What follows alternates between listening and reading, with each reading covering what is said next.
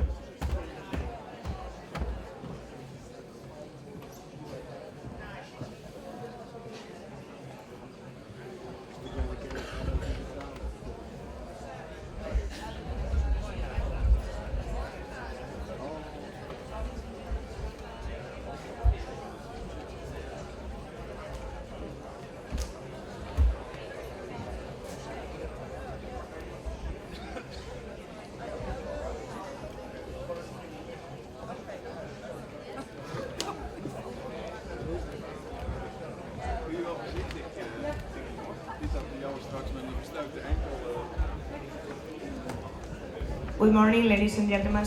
We have to wait 2 minutes because the president of the Australian government is coming. So, uh, sorry for this misunderstanding. Abbas is coming, so we have to wait between 2 and 5 minutes. Thank you.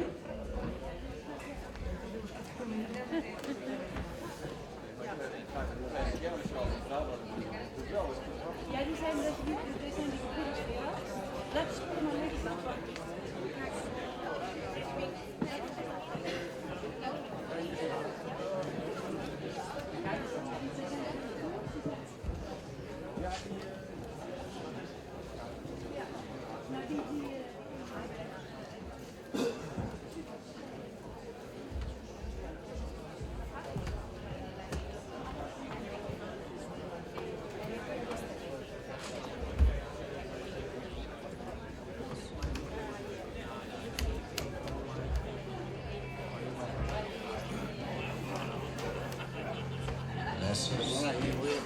Sí, estoy más que loco.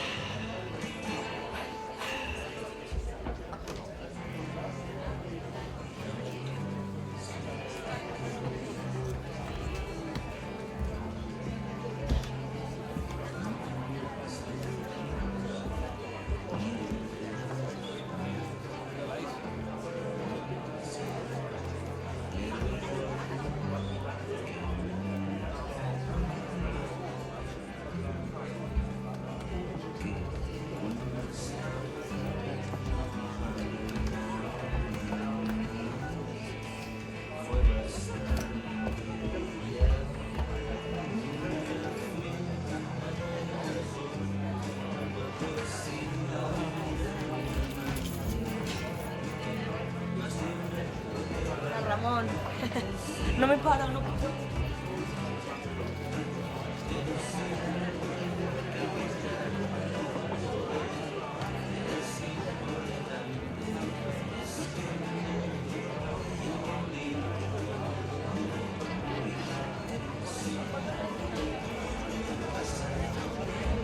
Está bien.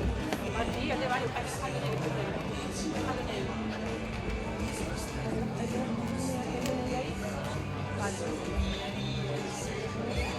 Y para la,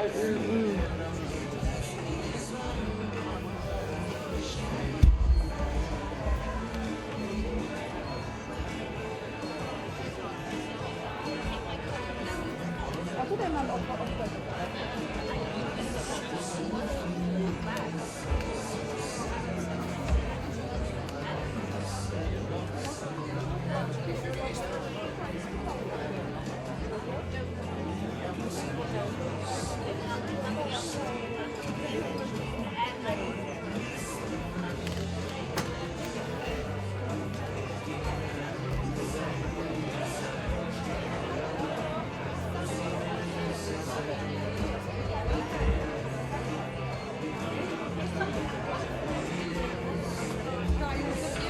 Brenda.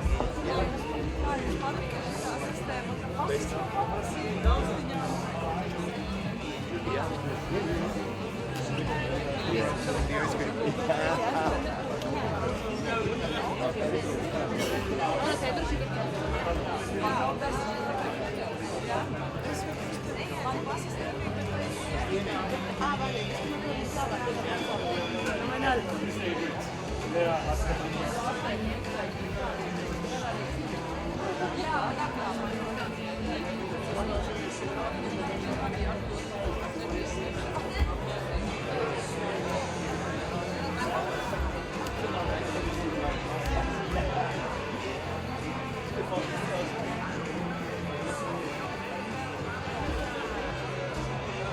Hey. how are you? Good.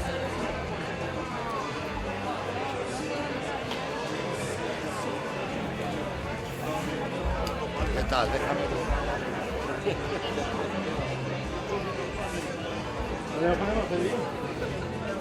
¿Qué tal, Ramón?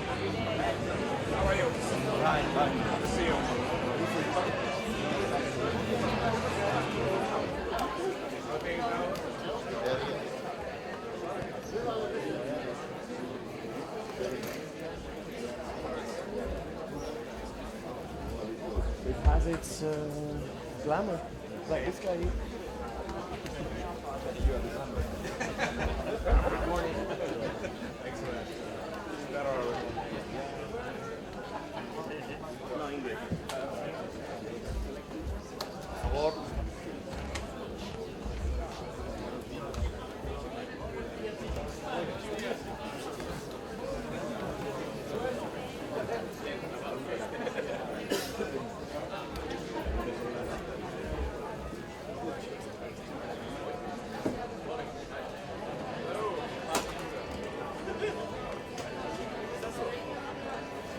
Por favor.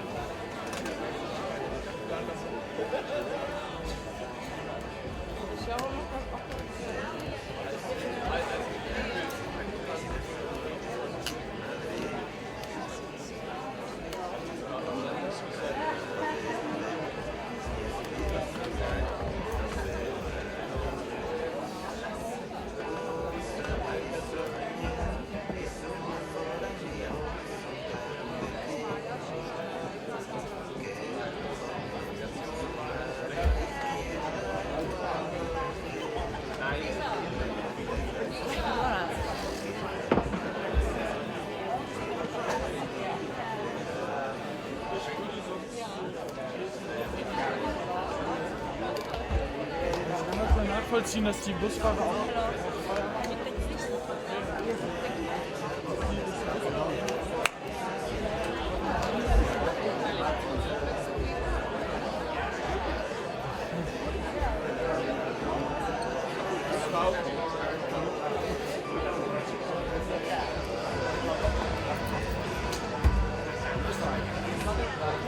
¿Pero la embajada de Perú? Venga, arrancamos. Espérame ahí ya, que la gente vaya entrando despacio.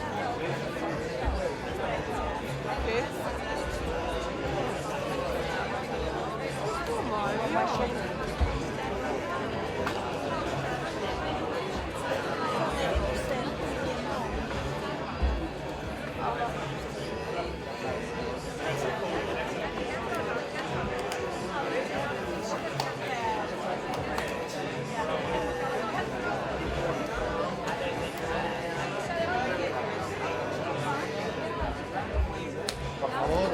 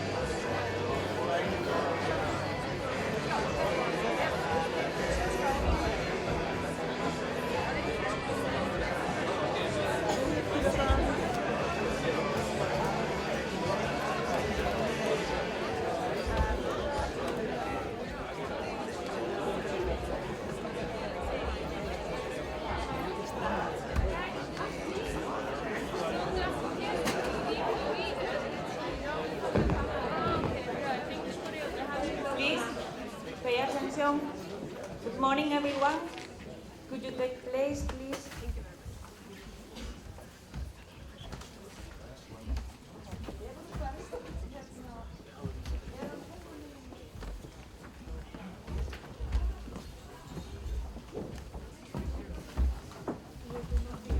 So, welcome to Candas and the European Rural Parliament. And we are going to opening this fourth edition of the European Rural Parliament. Thank you very much for being here.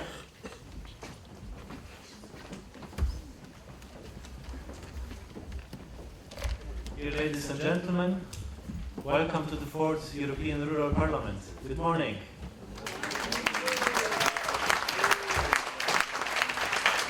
That is the spirit, early in the morning. So, the party was okay yesterday? Yes. The bus is a little bit early, weren't there? But, Christina, how about you? Your impressions? Good morning, everyone. My impressions are, of course, good so far, and very happy to be here once again. I was here in this beautiful Asturias 3 years ago, and of course, it's amazing area, and the most important, amazing people and enthusiastic people taking care of rural areas here. And of course, experiencing new things, it's always important. And today I have also a nice opportunity here together with Goran Soster to be a co-moderator of the ERP event. And ladies and gentlemen, let me introduce you Goran Soster. Goran is from Slovenia. He is Vice President of Prepara Network, and he is line manager. And maybe the most important, he is also organic winemaker. Yes. Yes. And Christina is Vice President of ELART, European Leader Association. She's co-chairing, together with Staffan and me, the steering group of European Rural Parliament. She's coming from Estonia and also LAC manager, of course. So let us see what shall we do today, briefly. Agenda for today is in the morning the plenary session, introduction speeches, inspirational speeches. Then we continue in the other place with the workshops, with market of initiatives. Then we will have very important ERP partners meeting. And we will conclude, of course, with a networking dinner and some music.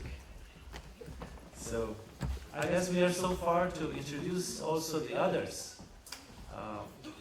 We will name the country and the delegation from the country, from the respective country.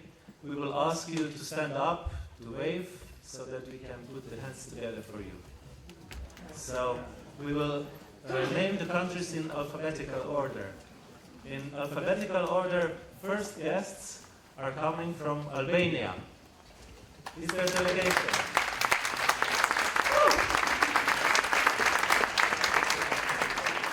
The next country is Armenia.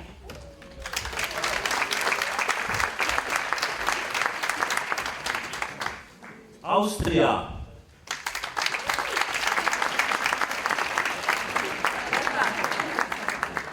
Belarus.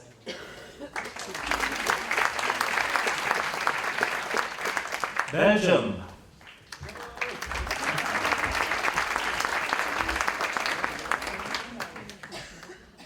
Bosnia and Herzegovina.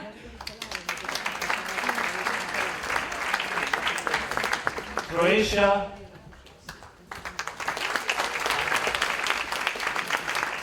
Cyprus.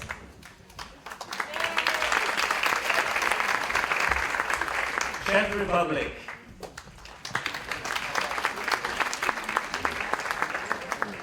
Denmark. Estonia.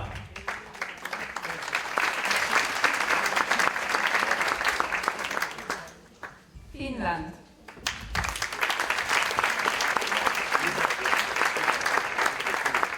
France.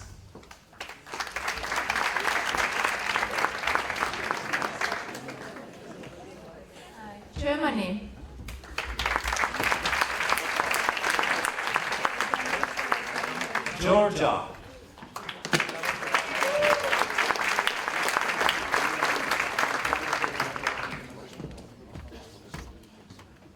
Greece.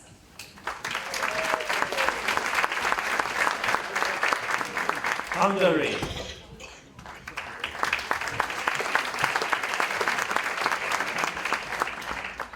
Iceland.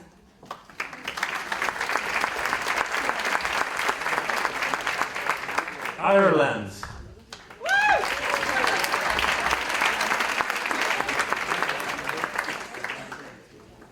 Italy.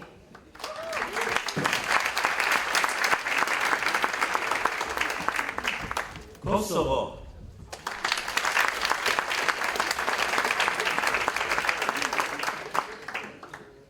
Latvia.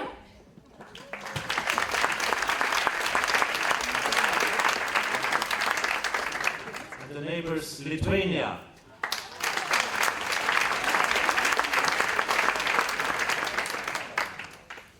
Moldova.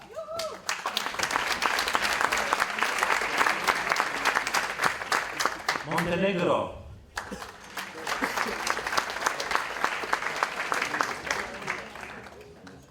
The Netherlands.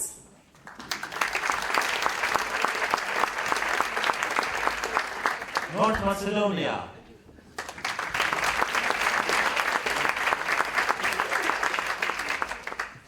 Poland.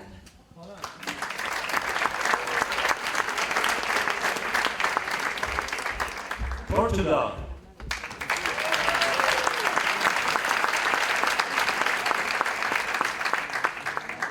Romania.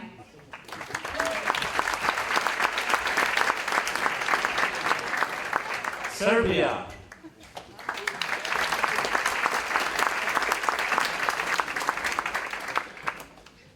Slovakia.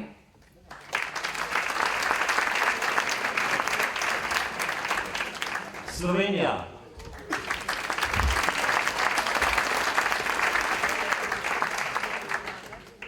Spain.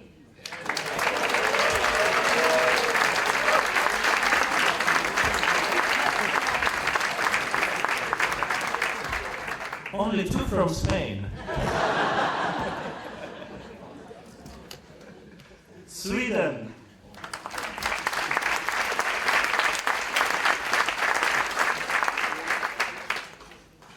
Turkey.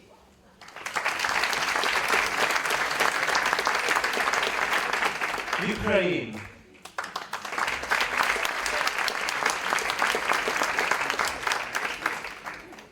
And United Kingdom. Northern Ireland, England, Scotland, and Wales.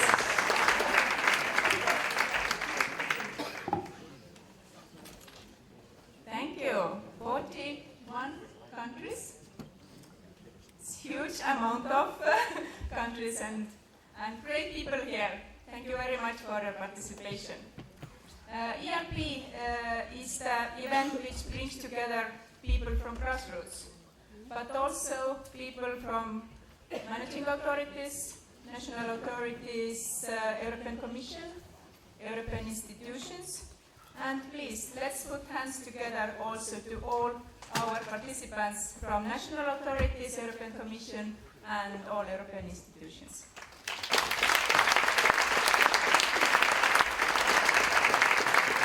Compliments to the organizers of that ERP gathering, and I would like to invite you now to the stage Mayris Amelia Fernandez Lopez for the welcoming speech.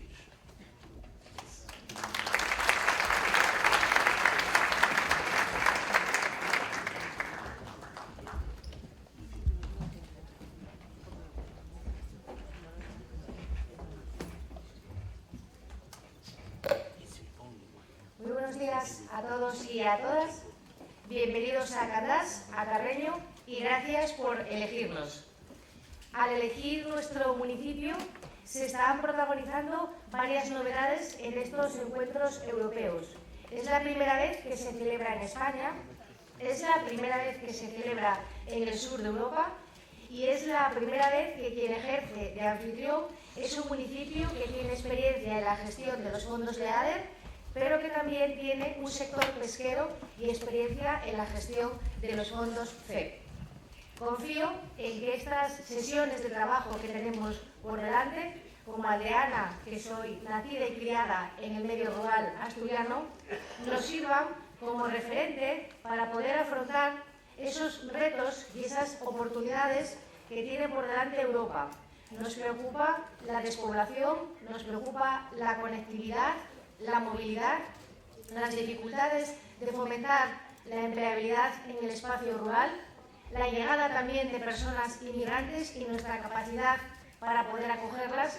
En definitiva, muchos temas que trabajar, apasionantes y muchos retos por delante que concluirán aquí en este Teatro Prendes con una declaración de Candás que nos guiará y nos dará la hoja de ruta de la política europea en los próximos años. Quiero agradecer especialmente a los 11 grupos de desarrollo rural de Asturias por haber arrimado el hombro y trabajado codo con codo para que este evento, junto con la Red Asturiana de Desarrollo Rural, saliese adelante. Por supuesto, a las 3 asociaciones que siempre impulsan y trabajan en estos encuentros: el AR, Prepar y, por supuesto, pues también, como os decía, a ERCA y a la Asociación de Desarrollo Rural de aquí, de Asturias.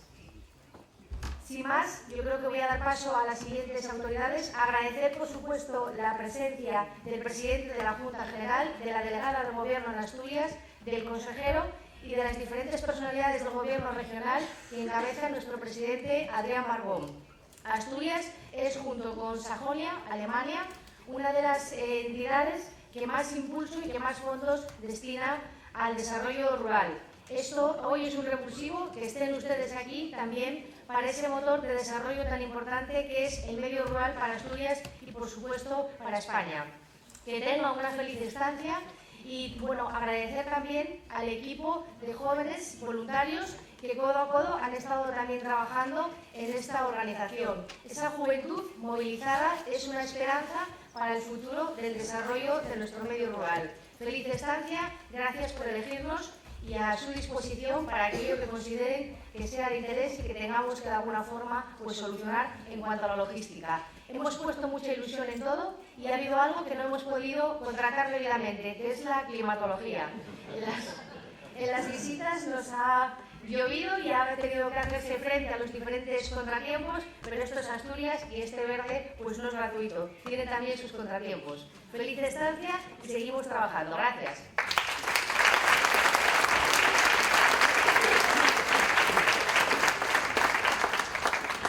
Thank you, Mrs. Amelia Lopez. And the weather is, I don't know about you, but I come from Estonia, and this weather is very normal for me. So, and it's already snowing in Estonia. And now I'm honored to invite to the stage President of REDER, Mr. Belarmino Fernandez Perviesa. Please, the floor is yours.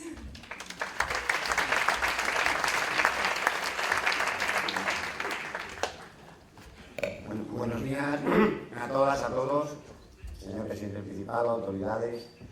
Primero, desde la Red Nacional de Desarrollo Rural, agradecer a todas las organizaciones del Parlamento Rural Europeo la confianza que habéis tenido en aceptar y proponer que se organizara aquí en Asturias todo un reto, el 4º Congreso del Parlamento Rural Europeo. Agradecer también porque para que este evento esté en marcha y tenga éxito, se ha necesitado la colaboración de mucha gente y de muchas organizaciones, al Gobierno de España, al Gobierno de Asturias, al Ayuntamiento de Carreño, a todas las organizaciones del Parlamento Rural. Destacar también empresas que nos han ayudado, como es Traxa, como es Caja Rural de Asturias, Renfe. Todo eso hace posible que estemos hoy aquí y estemos en marcha este evento que entendemos que va a ser muy importante, no solo para Asturias, para España, sino para toda Europa. Estamos ante nuevos retos, como siempre, estamos en las pre-negociaciones para la nueva PAC y estoy seguro que las conclusiones que sacamos de aquí tienen que ser un impulso para que el mundo rural europeo no sea un problema, sino sea una solución o una parte de la solución de un mundo mejor, un mundo más sostenible y que avancemos en la integración y en el desarrollo de todas nuestras zonas rurales. Gracias, espero que sea la estancia aquí, que tengamos buen trabajo. Buenos días.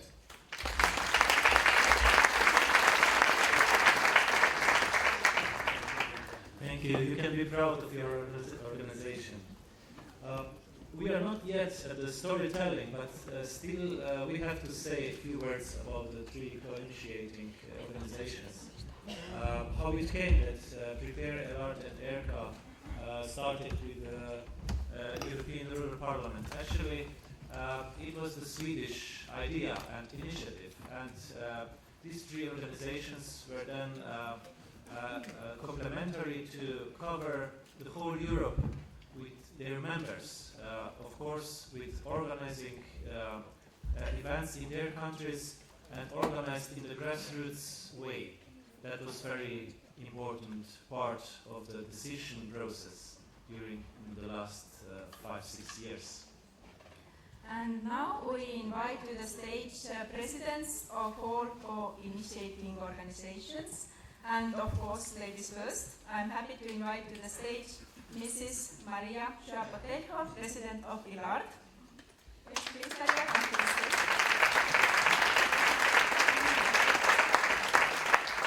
And also Mr. Aris Adlers, President of Prepare Network.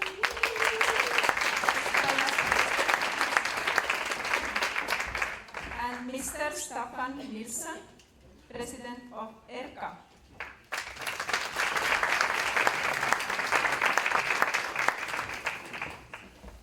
Now we give the floor to Maria, please.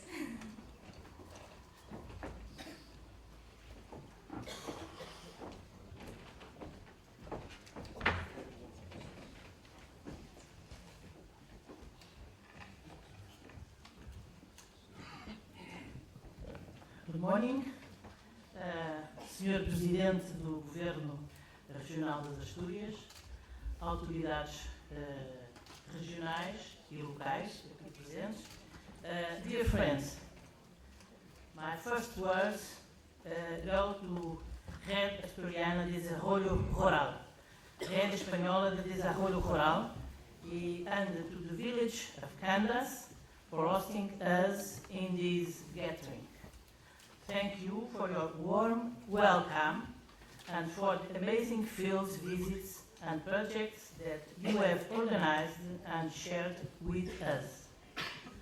I also want to thank our partners in ERP, ERCA and Prepare, and to ELART representatives in ERP steering group, especially to Christina, Megan, and very especially to Kirsten for their dedication and enthusiasm.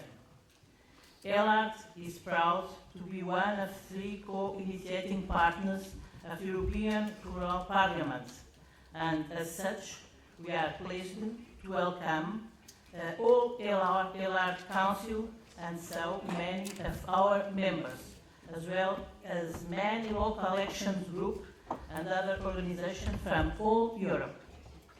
We see the European Rural Parliament as a network where we can share and develop together, not just within the European Union member states, but the entire Europe.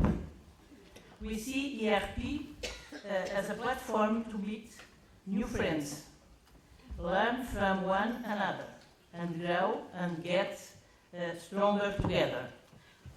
Within ELART, we are advocating, especially now in the preparation for the new program period, with the new CAP and the new cohesion policy, for a more simplified leader, and for including also the other funds in leader and community-led local development. We need to include not just European Union, but all Europe in this bottom-up and integrated way of looking and acting in rural areas, 2 of our 7 principles of LEADER. We are happy that the use of LEADER methodology, the biggest star, is still obligatory in rural development programs, but it is not always easy to implement it. In my own country, in Portugal, we are experiencing many challenges in the articulation and different funds, which limit sometimes the potential of flex work. We are advocating for simplification. Sometimes we recognize the simplification we experienced 20 years back in the way leader is now implemented in the new uses of leader methodology, like in Moldavia, that is here with us, where things can be done in a more experimental and innovative way. I am happy to be here with you these days. I hope we will all have a fruitful and joyful event and to build together a meaningful manifesto and declaration. The working documents are already very good and comprehensive. I also hope to see many of you also in Portugal later in November at our ELAR conference near days in November, 25 and 26 November.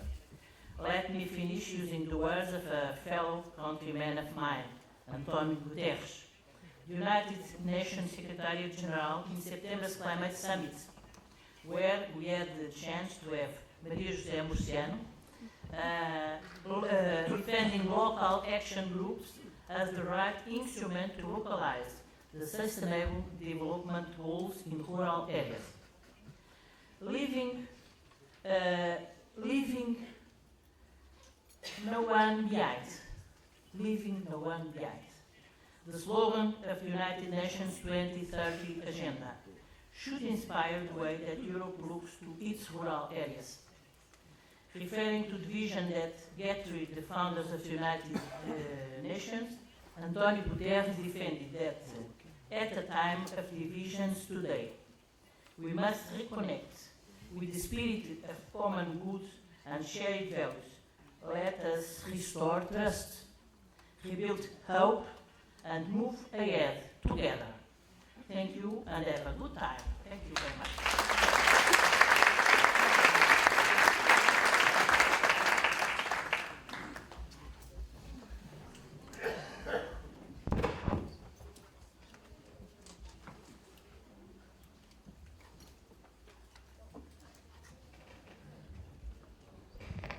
Hope you hear me well.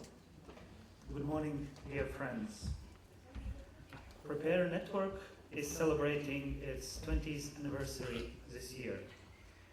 The success of this honorable age of Prepare hides in the spirit of its founding organizations and its leaders, and those who joined later and helped build the network as we know it now. We are Prepare, and I'm really proud of that.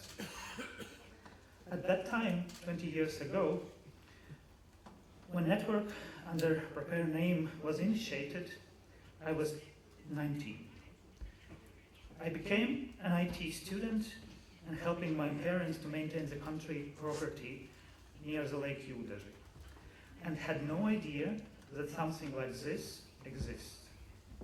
When I first met Prepare people in 2008, I was surprised how much enthusiasm people from Prepare have to prove all society of Europe that countryside is about life, not just about production. For me, this was like discovering new religion, much closer to my soul as everything I had experienced before. And this changed all my life. Since that time, many years passed. Many people have made rural development as a profession for them. Some of them made even a business, or somebody even politician career. Even part of civic spirit have been lost since that time. The people who believe that rural areas need integrated approaches and local solutions have grown. And this is a great success. And the success is movement of European Rural Parliament as well. Ability to meet so many countries, discuss and propose new solutions for the fourth time proves that this kind of forums are necessary and valuable.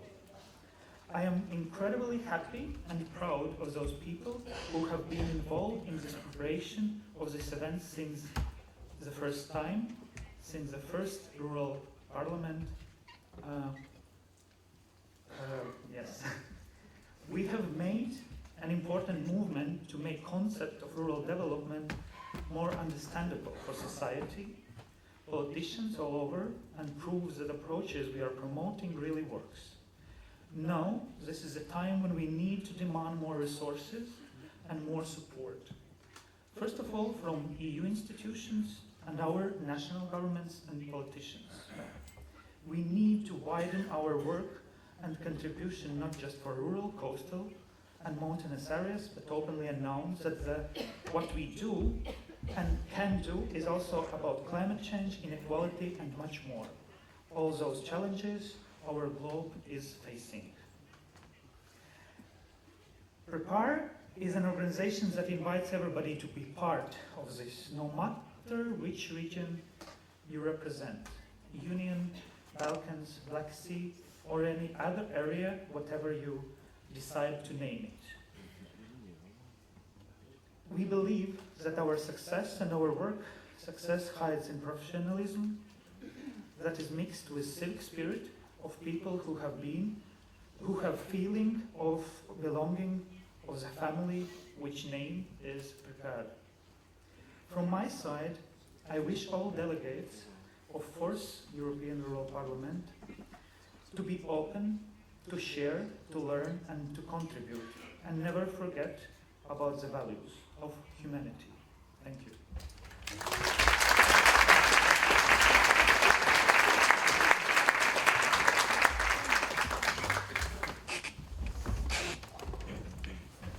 Yes, good morning, everybody. I'm very happy and honored to be here in the name of the chair of European Rural Community Alliance, and welcome you all. The slogan for the cooperation in the past, when we celebrated 50, I think it was 50 years of cooperation in European Union, was the word together. And we are here together, but I'm also very, very happy that we are not only European Union countries, we are here from all countries in Europe to cooperate. I have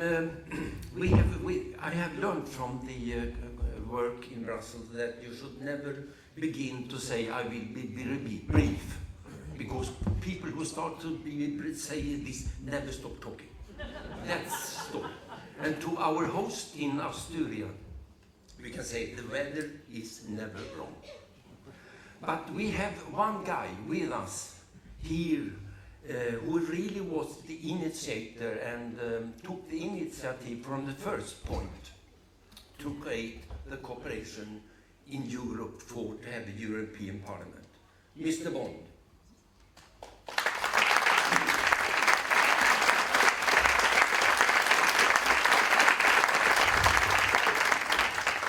He's a little shy, but a lot of you already know him.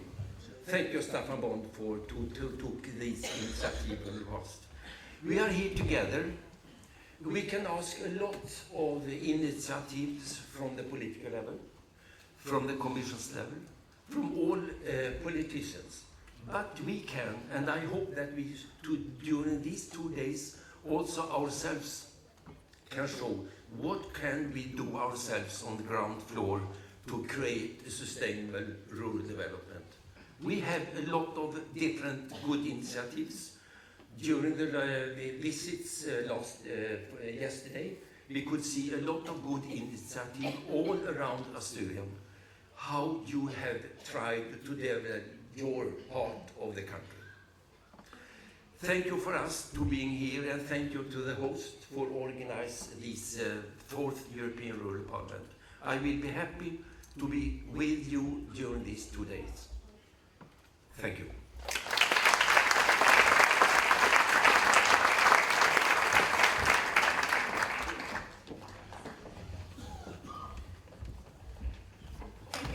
Thank you very much.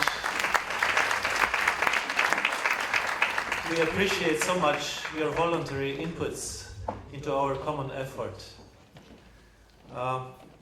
Let us ask one more question to the people participating this morning's session. How many of you was participating at the Third European Rural Parliament in Den Horst? Can you raise the hands? Did you see, Christina? Quite. Yes, I would say, yeah, quite good number, and also many new people, which is also very good that we have this kind of very good sustainability, so new people joining as well. And many young people among them, especially today and these days. Yes, I think this is actually quite a success story that European Rural Parliament is connected very well with youth, and we have also youth parliament, which just happened a couple of days ago here. But many of youngsters, they already left. But I would like to know how many of youngsters still are here. Can you wave? Oh, yeah, quite many. Let's give a big applause to them. Of course, our future is young generations, and this is great that the European Parliament takes into account a lot the voice of youth. The exchange is so important. So let us now hear to the experienced person, the President of the Government Principality of Asturias, Mr. Adrián Barbón Rodríguez, to give us the opening speech.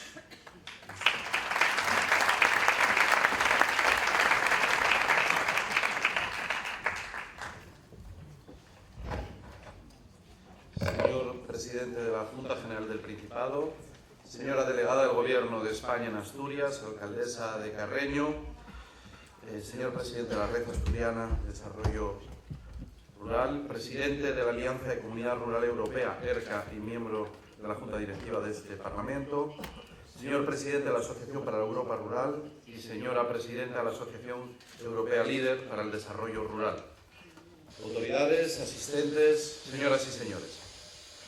Antes de comenzar, decía la alcaldesa que la organización era muy buena, lo controlábamos todo menos el tiempo. Y yo digo que no, que controlamos hasta el tiempo, porque quisimos que disfrutaran de un día típicamente asturiano para que entiendan por qué todo está tan verde. Miren, esta es la primera vez que el Parlamento Rural Europeo, también el Parlamento Rural Europeo de la Juventud, se reúnen en España. Les agradezco que nos honren con esta decisión y les aseguro que no se arrepentirán, porque han elegido un excelente puerto de atraque. Ni Candás ni Asturias les van a defraudar. Como presidente del Principado, tengo el honor de darles la bienvenida. Les deseo una buena estancia en nuestra tierra y confío en que sus trabajos sean fructíferos. Sobre todo, espero que consigan hacerse oír, porque ese es uno de los objetivos principales de esta reunión, servir de altavoz a las zonas rurales, que sus necesidades y propuestas sean escuchadas y tenidas en cuenta. Que el silencio, que es la palabra del olvido, no sea el sonido del campo europeo. Este encuentro es importante por varias razones. Por el elevado número de regiones y países representados, por los asuntos que se tratarán y por el esfuerzo de cooperación. Pero ocurre además que se celebra en un momento de especial trascendencia, en el parteaguas de un nuevo modelo de desarrollo en el que ustedes tienen mucho que aportar. Intentaré explicarlo brevemente. Miren, en diciembre, Madrid será sede de la Conferencia sobre Cambio Climático de Naciones Unidas. Será acontecimiento relevante porque nunca, como hasta ahora, se había asumido tanta conciencia colectiva sobre la urgencia de frenar el calentamiento global. Por lo mismo, por ese apremio, en especial por las generaciones más jóvenes, sus conclusiones y compromisos serán evaluados al detalle. Millones de personas anhelan que la cumbre del clima no les defraude. En Asturias abordamos este asunto con frecuencia. Como somos una comunidad con una fuerte tradición industrial, estamos atentos a las consecuencias que la transición ecológica conlleva sobre nuestras empresas. ¿En qué medida serán capaces de adaptarse y consolidarse? Hablamos mucho, casi a diario, del mercado de dióxido de carbono, del coste de la energía y de empresas electrointensivas. No se inquieten, que no voy a explayarme sobre asuntos industriales. Lo que pretendo decirles es que a estas alturas, al menos en las capas más informadas y movilizadas de la sociedad, caso de la adolescente Greta, Ya existe conciencia de que estamos abocados a un nuevo orden económico.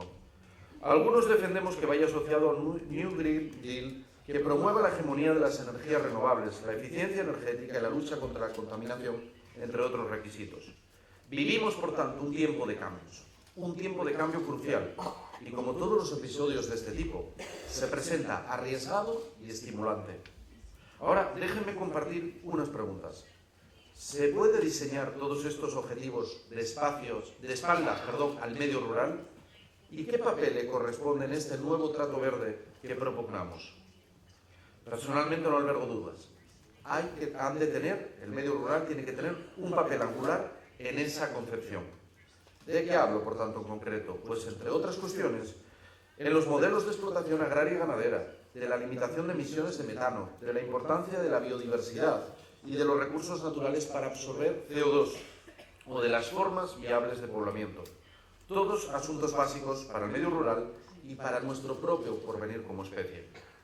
Estoy diciendo que si las consecuencias del calentamiento afectan de lleno al campo y al mundo rural, aumento de aridez y erosión, producciones más vulnerables, también hemos de contar de lleno con el mundo rural para combatir el cambio climático y crear otro sistema de crecimiento. Es imprescindible que Europa escuche al mundo rural. El camino hacia el equilibrio entre crecimiento y protección del planeta no puede explotarse con oídos sordos a quienes viven en los pueblos, agricultores, ganaderos, pescadores, habitantes de aldeas, villas y pueblos. Volvemos los ojos a las industrias porque habrán de cambiar a corto plazo su modelo de producción. Nos fijamos en las ciudades porque se imponen otros hábitos de transporte o se restringen áreas al tráfico. De acuerdo, todo es importante. Pero no nos olvidemos que la ecuación del cambio climático no se soluciona sin incluir la variable del medio rural. No caigamos en el error de pensar un paradigma económico sin los pueblos.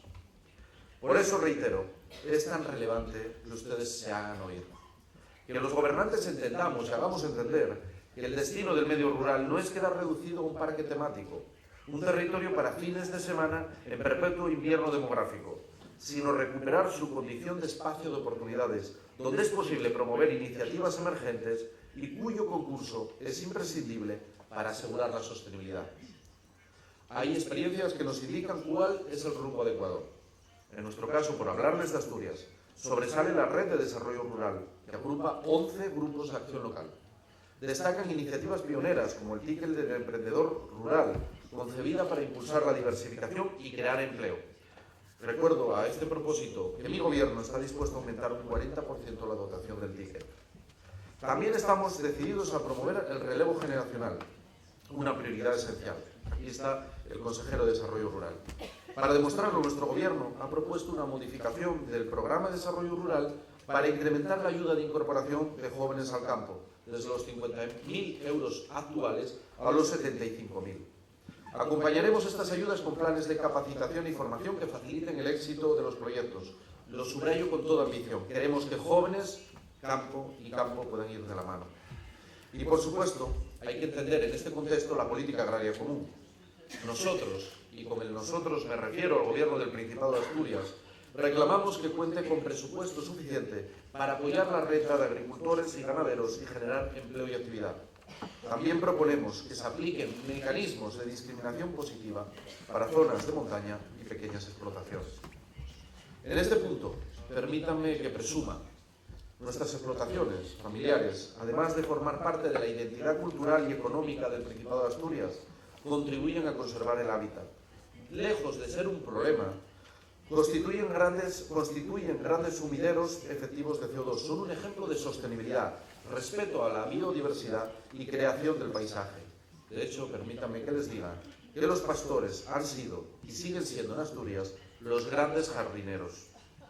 Por eso mismo, queremos aprovechar la modificación del PDR para reforzar los pagos medioambientales. De todas estas cuestiones, concluyo, tendrán que hablar ustedes estos días. De problemas comunes como el envejecimiento y la pérdida de población, algo que nos preocupa sobremanera en esta comunidad autónoma. De hecho, escucharán al comisionado para el reto demográfico, experto en desarrollo rural, el señor Jaime Izquierdo.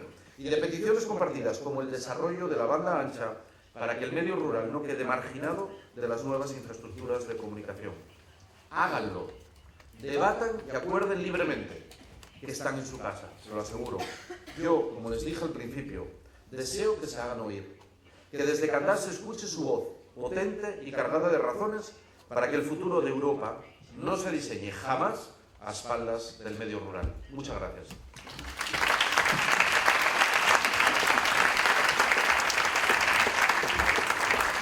Thank you, Mr. President, addressing those very, very important challenges.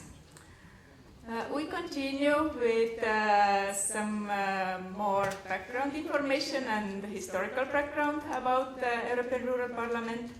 And we have a man in this hall who has participated in all ERP events and also was in the very beginning of this initiative. And he prepared an overview about European Rural Parliament history and what was done between previous event and the current one. And please, Mr. Petri Rinne from Finnish Village Movement, come to the stage. The floor is yours. Okay, good morning, all friends of European Rural Parliament, and best regards from the very north of Europe. Just like Christina was telling, it's nice to change snow for rain for some while. It feels like I'm melting here in your weather. Also, having lived in Ireland for some time, I remember how Irish defined summer and winter. Do you know what's the difference between summer and winter in Ireland? In winter, the rain is a little bit colder. I have a difficult task of defining what European Rural Parliament really means. Having been in these events, first in Brussels, then in Scherding, Austria, then in Ben Horst, Netherlands, and now here on the fourth time, I think all of these events are building a nice storyline and also expansion of our European rural parliament decision-making and issues preparation. I will start my definition with the last word, parliament. What does it stand for? I think the word was invented by our Icelandic colleagues about 1,000 years ago. Some Icelandic Vikings got fed up with fighting always, and they started a thing called Althing, and they started discussing things and solving joint policy matters together. And Althing is the oldest parliament in the world, so it's very good to have Icelanders in the room. You can show the Viking way of discussing things, solving them together. What is then rural? That's maybe the easiest part of the definition of our European Rural Parliament, because some 90% of the EU territory is classified as rural. And more than half of the EU population actually lives on these rural territories. So we must all be very proud that we are the majority of the European population, and our voice, our common problem solving, our advocacy messages must become heard. But I think we will become better heard through a process like European Rural Parliament, because we need a joint voice and unified messages, what we will be achieving here during these days through our updated declaration and manifesto. The trickiest part of defining European Rural Parliament is actually to define what is it to be European.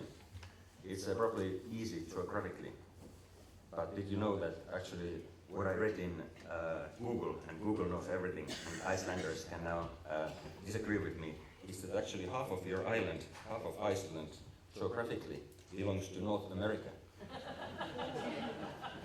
I don't know if this is fake news from Mr. Trump, but don't let him buy your island. I know he's keen on some Scandinavian islands.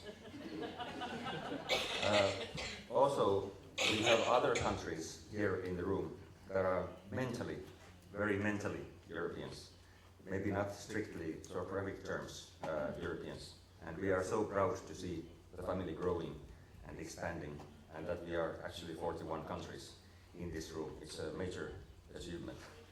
But at the same time, when we are looking at this map, European Rural Parliament logo map, there is quite a big white area on our east side when we are looking at this thing from Finland, and having a really, really long border with our eastern neighbor Russia, we of course always also cooperate with them.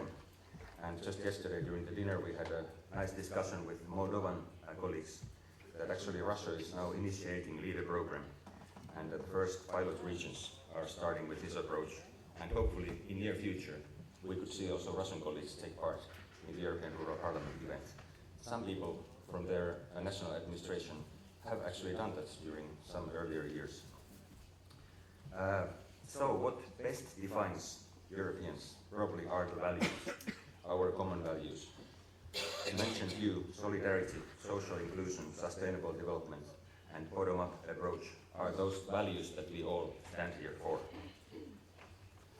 And democracy, of course. And as we have seen over the past few years, our democracy and our European values are at the moment being attacked, maybe most severe than in recent European history. They are attacked by our own internal issues, those polarized development patterns that cause populism in our countries. Also so-called strong leaders who tend to do whatever they want to do and confuse their voters. So in these circumstances, I would say that processes like European Rural Parliament, when we are redefining our European values, where we are redefining what is important for the majority of Europeans, are getting more and more important all the time. And we must more than ever stand together and united and use this process for renewal. My title was also saying that what have we done after the last event in Venhorst. Our major outcomes, of course, are manifesto and declaration. And these papers that were thoroughly discussed through, like during these days, will be here as well. And also later on, you will have a chance to comment from your home offices the contents of these papers.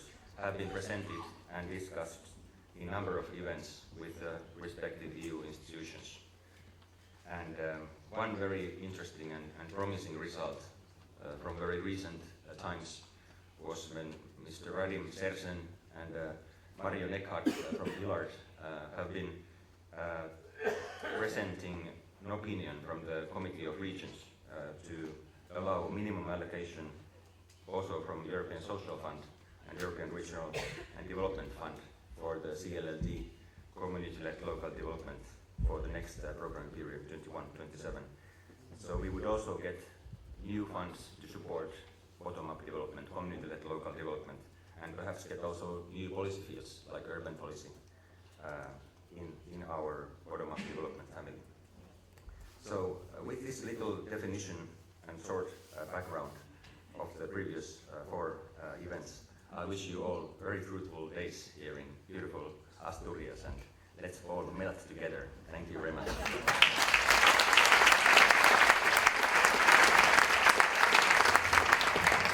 Bravo, Petri. Brilliant, as always. Thank you for good thoughts.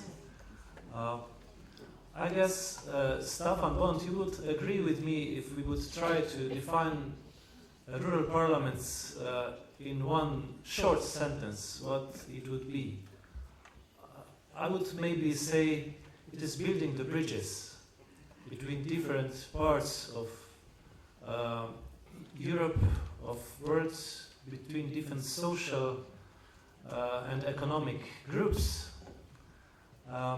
And building the bridge is maybe the most difficult for civil society, building the bridge with governments.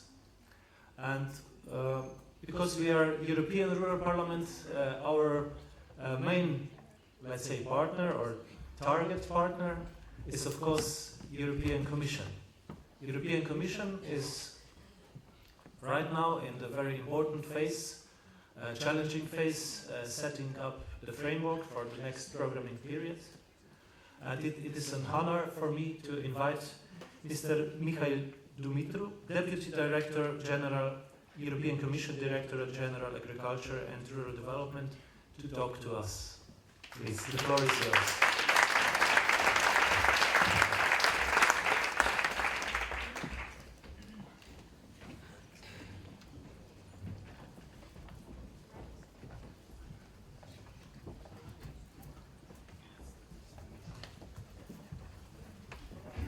Good morning, everybody. I'm very pleased and honored to have the opportunity to speak to you today at this fourth gathering of the European Rural Parliament. I want to thank the organizer for the invitation. I want to thank the Asturians and the village of Candas for the hospitality. I enjoyed it last night, and I'm pretty sure that this will continue. And I have to say that I am participating for the second time to this gathering of the European Rural Parliament. I've been with you in Schädling in Austria in 2015. We were at that time in the middle of the migration crisis, if I remember well. And we discussed about solutions, how to contribute to alleviate the situation of these people. I realized at that moment how valuable this initiative is, which managed to put together so many countries, so many participants, so many experiences. And all these people come together because they have a common hobby, a common passion, which is defending our rural territories and finding solutions that the people continue to live and work and contribute to the maintenance of this territory, which are very important for us. The organizer asked me to try to present in a very short period of time the European agenda, the European rural agenda. And I have to say it is a very difficult task because, you know, at the European Union level we have two agendas. I mean, they are, in fact, one agenda, but it is a, let's say, a core agenda for rural development, which is of course represented by the Common Agriculture Policy, the Rural Development Pillar, and other activities related to this. But there is a much broader agenda, and I would like to talk to you about both of them, because here in the room we have representatives of 40 states from Europe, and of course there is the European Union, but also all the others which are not part of the European Union, and some elements of this agenda, which is from the broader agenda, is also relevant for them. Of course, the game in town now is the reform of the Common Agricultural Policy for the next period. And the Commission, as an initiator, put forward the proposal, which is now in the co-decision. So we are looking for our Council and European Parliament to express their view and bring their amendments. I'm not going to give you a lecture about this reform.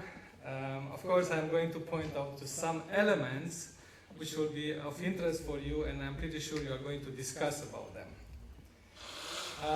You know, when the different people, they saw the proposal of the Commission for the next period, Common Agriculture Policy, they said, yeah, you are now moving more towards a sectorial approach, because we propose to integrate the two pillars in a strategic plan. But I can guarantee to you that we keep the territorial aspects very strong in this approach, and we have not removed any single element regarding rural development. On the contrary, we want to enrich and give more flexibility, and of course we want to make it simple, because I understood simplification is a key word you are going to discuss about it. And in this proposal, there is an important role for you, the role of stakeholders, and I want to ask you to pay attention to it, because you are called to come and contribute, not only in the part of the, let's say, the design of the policy, but as my current commissioner said, you are the boots on the ground, you know the reality. So you are the one that know better than us how to implement what we propose. Of course, we are now in a substantial institutional change in Brussels. We have a new European Parliament elected at the end of May. They are now discussing how to work and how to handle the files they have on the table. We have a new commission, College of Commissioners, and they have a political agenda. And of course, what is very important in this political agenda is that the rural area, it is on this agenda, and it is an important point of the agenda. And I want to develop a little bit further on this, because we are going to have new initiatives at the EU level, but not only at the EU level, because sometimes we try to see the rural development of the EU in a very narrow approach, looking only to the second pillar of the common agriculture policy. But we have so many challenges in the EU that we cannot address all these challenges only by the common agriculture policy. We need to bring in many other policies and many other instruments. This is why I think we have to look, and one of the important elements our stakeholder told us is that all public policies should have a rural proofing. And when they design this policy, they should look also not to forget the challenges and the issues in the rural area. I was talking about the stakeholders. You know that we have to listen to the society when we put forward proposals. And I wanted to quote here two of the main points of the Cork Declaration adopted in 2016, which are the core elements for the design of the reform of the common agriculture policy and for other initiatives. And of course, these are the rural area must be attractive places for people to live and work throughout their different stages in life. So we want to have young people, good conditions for the old people, for the mature people, so all the conditions should be there. And then the other one, which is very important, of course there are many other points, but I pick up only these two, is that the rural area, they are places of opportunities. Sometimes there is a tendency to say, oh, these are lost cases. No, we have plenty of opportunities in rural area, and we have to use them. We have to give the possibility to make these opportunities a real value and to develop them.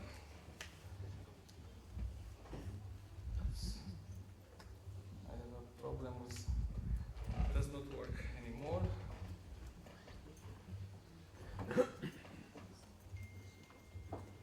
Yeah.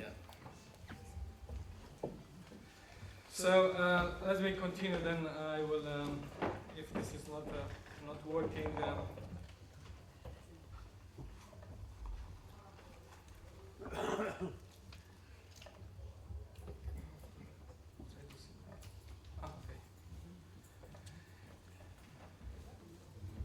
okay, it's working. So it blocks when it comes to the objectives. So we have put forward important objectives. These objectives are coming from the treaties. We have the 3 general objectives. But what is important is that we have established 9 specific objectives from the common agricultural policy. Of course, 3 of them, they are very relevant from the territorial dimension of the common agricultural policy and for the rural area. And if you see the one that is very, very important for the discussion today and the next days is the vibrant rural areas. So we have to aim to take all the necessary measures to guarantee that we maintain vibrant rural areas. Of course, we have the very important issue of the generational renewal. And of course, we have many other societal aspects we want to tackle.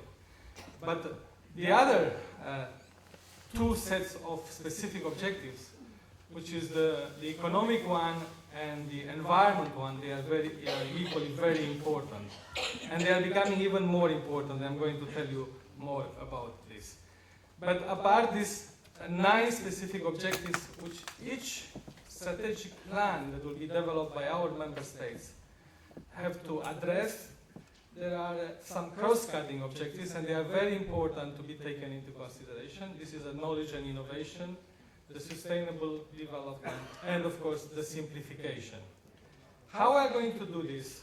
So I told you that we maintain a very strong territorial dimension of the policy, and we have proposed some changes, substantial changes I would say in the policy. First of all, it is the important move from what we call compliance to performance. So from spending the money according to the rules for spending the money achieving results. So we want now to focus that we should achieve more and we have to fix what we want to achieve rather than checking that every euro is spent according to one article in a regulation or to some regulation and basic rules. So this become the central point of our philosophy. And as regards the rural development, I told you that all relevant support tools continue to exist. Also, our proposal is that we give a lot more flexibility and leeways to the national, regional, and local actors. So the member states, the regions, and the local actors, they will be able to tailor the intervention more specifically to their needs and situation. So they will have a much bigger role in designing how to do things. In the past, as you know, and even currently, we fix everything in a text which is agreed in Brussels, and then everybody has to try to implement it. And of course, we want to favor integrated and innovative approaches, and for this, I think we have a lot of additional possibilities. We discuss a lot, and we are now conceptualizing many new ideas and concepts. I mean, we are all working now on developing the concept of smart villages. Smartness has become a key word for our policies. We want smart farming, smart villages, smart cities, smart specialization platforms. Everything should be smart. So let's see what we put in this smart, because this is very important. But for sure, for the future, we are going to have a lot of challenges coming from the new technology and for digital revolution.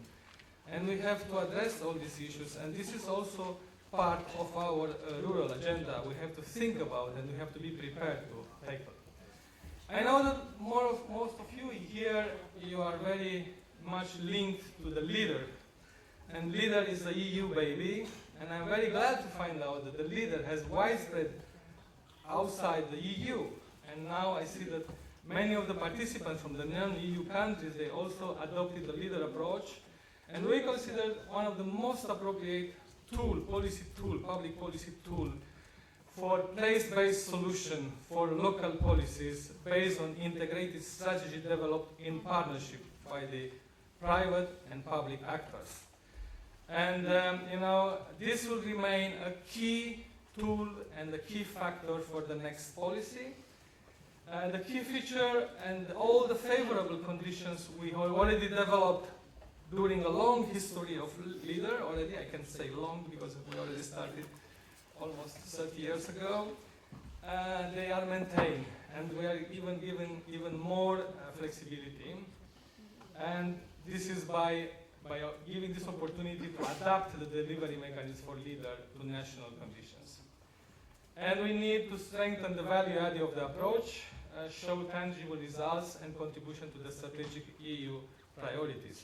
But you know that one cycle ago we have extended the leader method to other funds and policies by introducing the community-led local development, and we have made one step further for the community-led local development to go towards the lead fund in an attempt to simplify the procedure and not to work with set of different procedures for different funds. And we hope that we can work with this and we are going to be successful. Well, I think I told you that you have a very important role in this process of next programming, but you will have also a very important role on other initiatives, and I'm going to refer to them immediately. So first of all, on the CAP plan, we maintain the legal obligation for partnership principle. That means that the member states, the administration, they have to work with the partners in defining the plan and in defining the interventions. So you should be involved, the partners should be involved from the beginning, and be aware of this and play your role. you have an important role to play, especially in the new context where the member states they have a lot more leeway, flexibility to adapt to the local conditions, to the local context. And of course, there are clear benefits of working with the stakeholders, and especially as we have introduced some novelties in the common agriculture policy, which require deep knowledge of the local condition. If we want to be successful in implementing these innovative elements, we need the knowledge from the ground. We need to know the local context, the local conditions, and to adapt these instruments to this. Of course, we will continue to have our civil dialogue groups, and the networking it remains a key tool. And we have European Rural Development Network. We are going to extend this and to integrate other actors that never been in this network, because especially the actor related to the first pillar of the CAP, now they will have to be integrated in this process. We work with networking in many other policies. We seem to be very successful with the European Innovation Partnership, which is also following the networking approach. Other policies like research and regional and cohesion, they are also using networking a lot. But I told you we have now important changes in the institution in Brussels. And we have a commission in the making. We hope that they will take office as soon as possible, even on the 1st of December. And we have a president-elect that put forward a kind of a programmatic document, the political guidelines. And it's very important in these political guidelines, the rural area are recognized, and we have to look and to use the potential in this rural area. And there will be many initiatives and challenges we have to work on, and I'm going to refer to some of them. First of all, you know that in the mission letter she distributed to the next commissioners, and we have a commissioner designate, Polish commissioner, Mr. Janusz Wojciechowski. He also is tasked to work on the long-term vision for rural area. Why this? You may ask why we are working on a long-term vision when we have on the table a reform which is not yet completed. Because there will be many challenges for rural areas. Of course, the CAP reform will remain the main tool for the implementation of these challenges. We can still adapt some of them.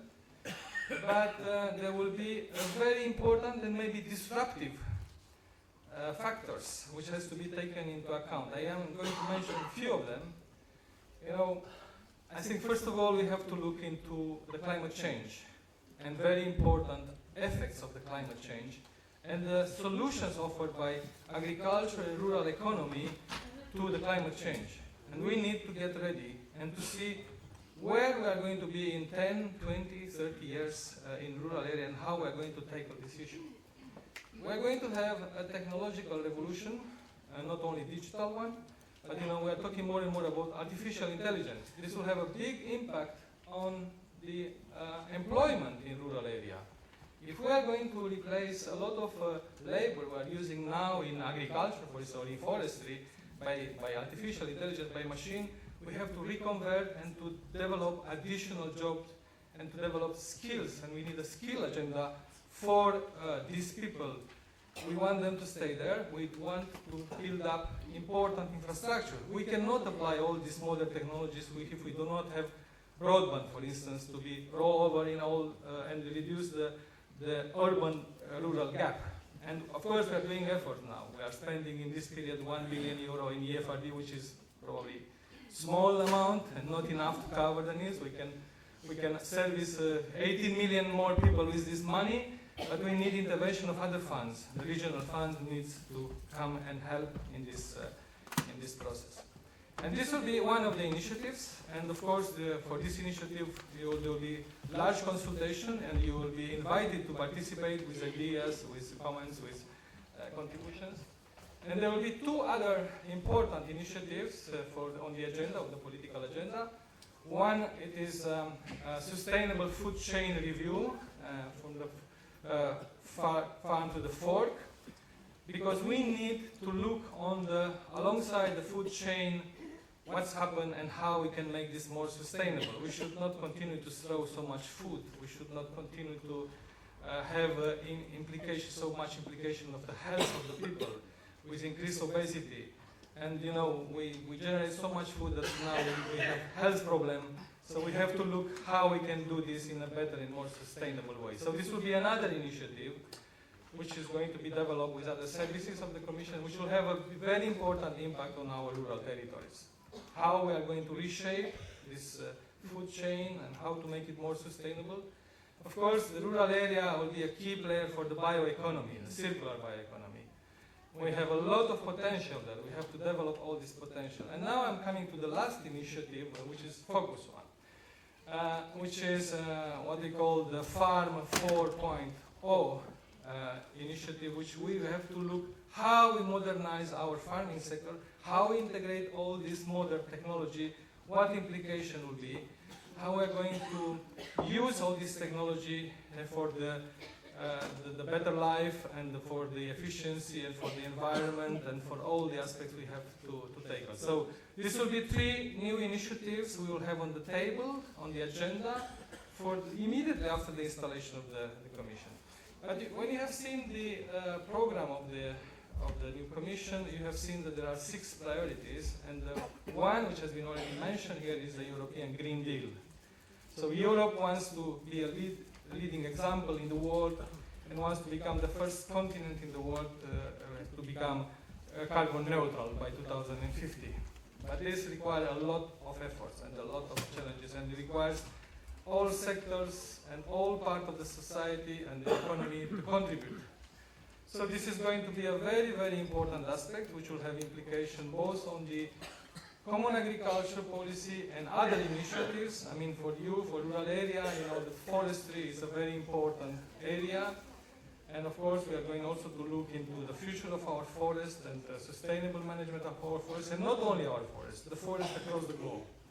Because we want to prevent deforestation in the rest of the world. We want to ensure fair trade with other regions of the world. We do not want to move our problem because we become more sustainable to move them in other parts of the world. So this will be a key priority for the future where we have to contribute. I mean, I was very pleased to find out that even Russia is considering using the leader approach. We know the leader approach is used in many parts of the world. Maybe it's not called leader, but the partnership and the bottom-up and the local integrated strategy, they are components of public policies in many places of the world.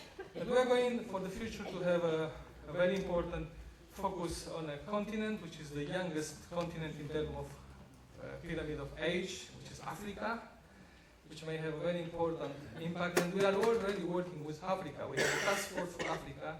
And one of the ideas which is put forward in this collaboration, and this collaboration will become stronger and stronger, will be how to use the leader approach in Africa.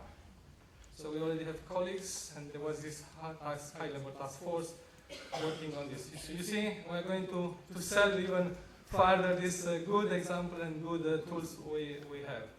So my message to you is be active. You have an important role to play. You have an important role to play in putting in place and implementing the proposal we have now on the table. We hope this will be soon agreed by the co-legislators, so then we have to be ready to implement it. And then, of course, maybe some of you have a question if there will be no gap between the current policy and the next policy. You may have heard that last week the Commission has adopted a proposal to bridge the gap, a transition package to bridge the gap between the current policy and the future policy. And probably some of your questions regarding leader and regarding network will be answered by this proposal which is on the table, which ensures that there is no gap and there is a bridge and there is, as usual, a continuation between two programming periods. And then you will be called to participate to many of these initiatives in the future. This is the European Union agenda, main elements. Of course, there will be many others. I mean, if you look to the research program, you know that we have an increased budget for bioeconomy and for let's say the agri-food chain and generation of new knowledge.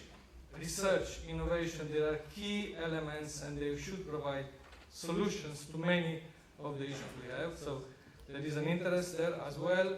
And there are other policies. Of course, we want the cohesion policy to continue to contribute and to invest in the rural areas. We want the social policy and many other policies, and they have a role to play. And therefore, we want to apply this principle of rural proofing to this policy, but we have to learn how to do it. So I'll stop here. Thank you very much. My colleagues will stay and participate, or will come and participate to some of the discussions. So the Commission will be present with you to give you answers to some questions, to make comments, and to participate in the discussion. I'm very pleased that we had this opportunity. And I wish you a very successful fourth edition of the European Rural Parliament. And I wish you a lot of development and continuation. I see that you are growing and growing. I think that one day you have to hire a big stadium somewhere to accommodate all these people. Good luck, and I thank you very much once again.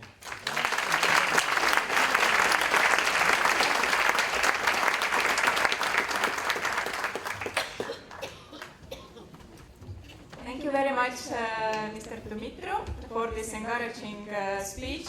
And this is very good to know that rural areas, territorial approach and simplification are having a high priority in the political agenda, and also the support from the Commission side for countries outside EU to develop their leader approach. It is very encouraging. Thank you very much. And now we proceed the plenary session with inspirational speeches to create a context for our workshop discussions.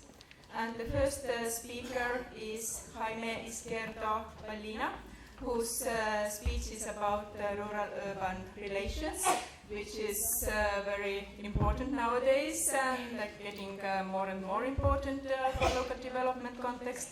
Please, Mr. Jaime Izquierdo, the floor is yours.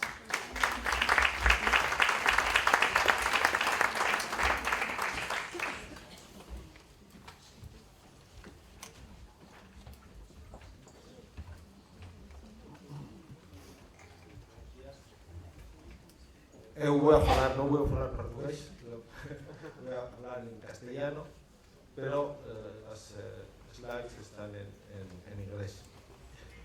Una comunicación muy breve sobre estas ideas de las nuevas relaciones entre el campo y la ciudad que nos sitúan claramente en un contexto postindustrial que está en transición.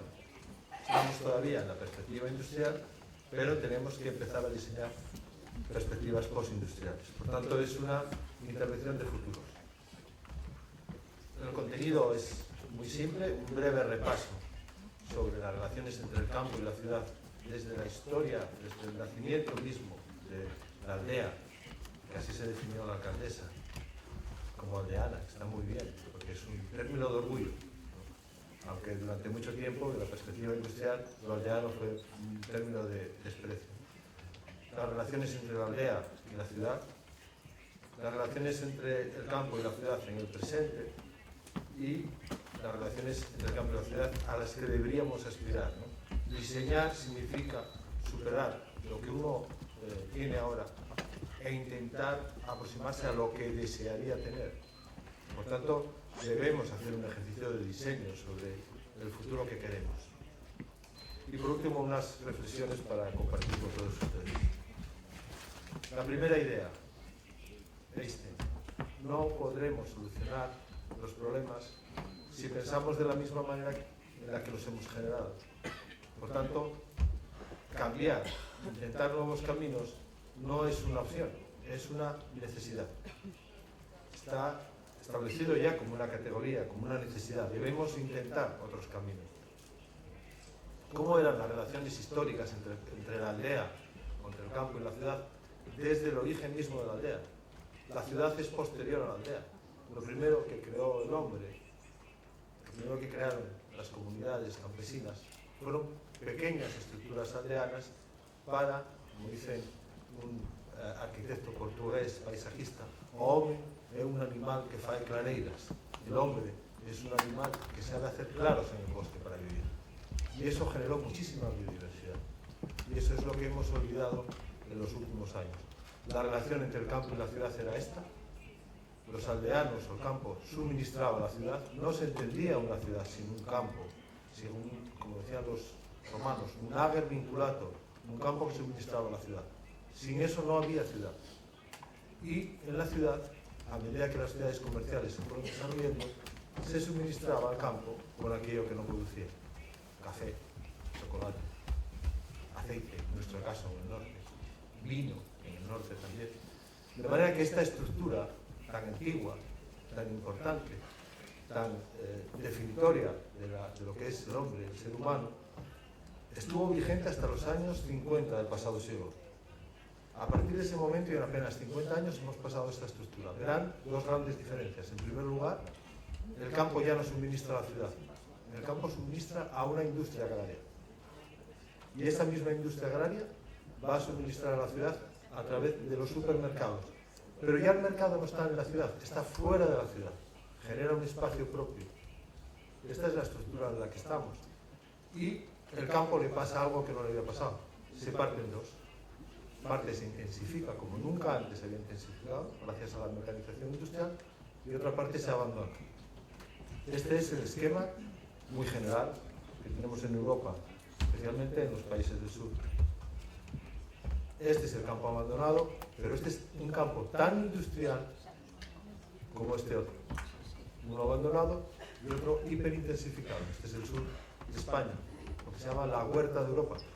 De aquí sale prácticamente todas las verduras que se consumen en Centro Europa en invierno. Y este es el supermercado. Este es el esquema que tenemos que superar. ¿Por qué debemos de superarlo? Porque empezamos a ver algunos problemas graves.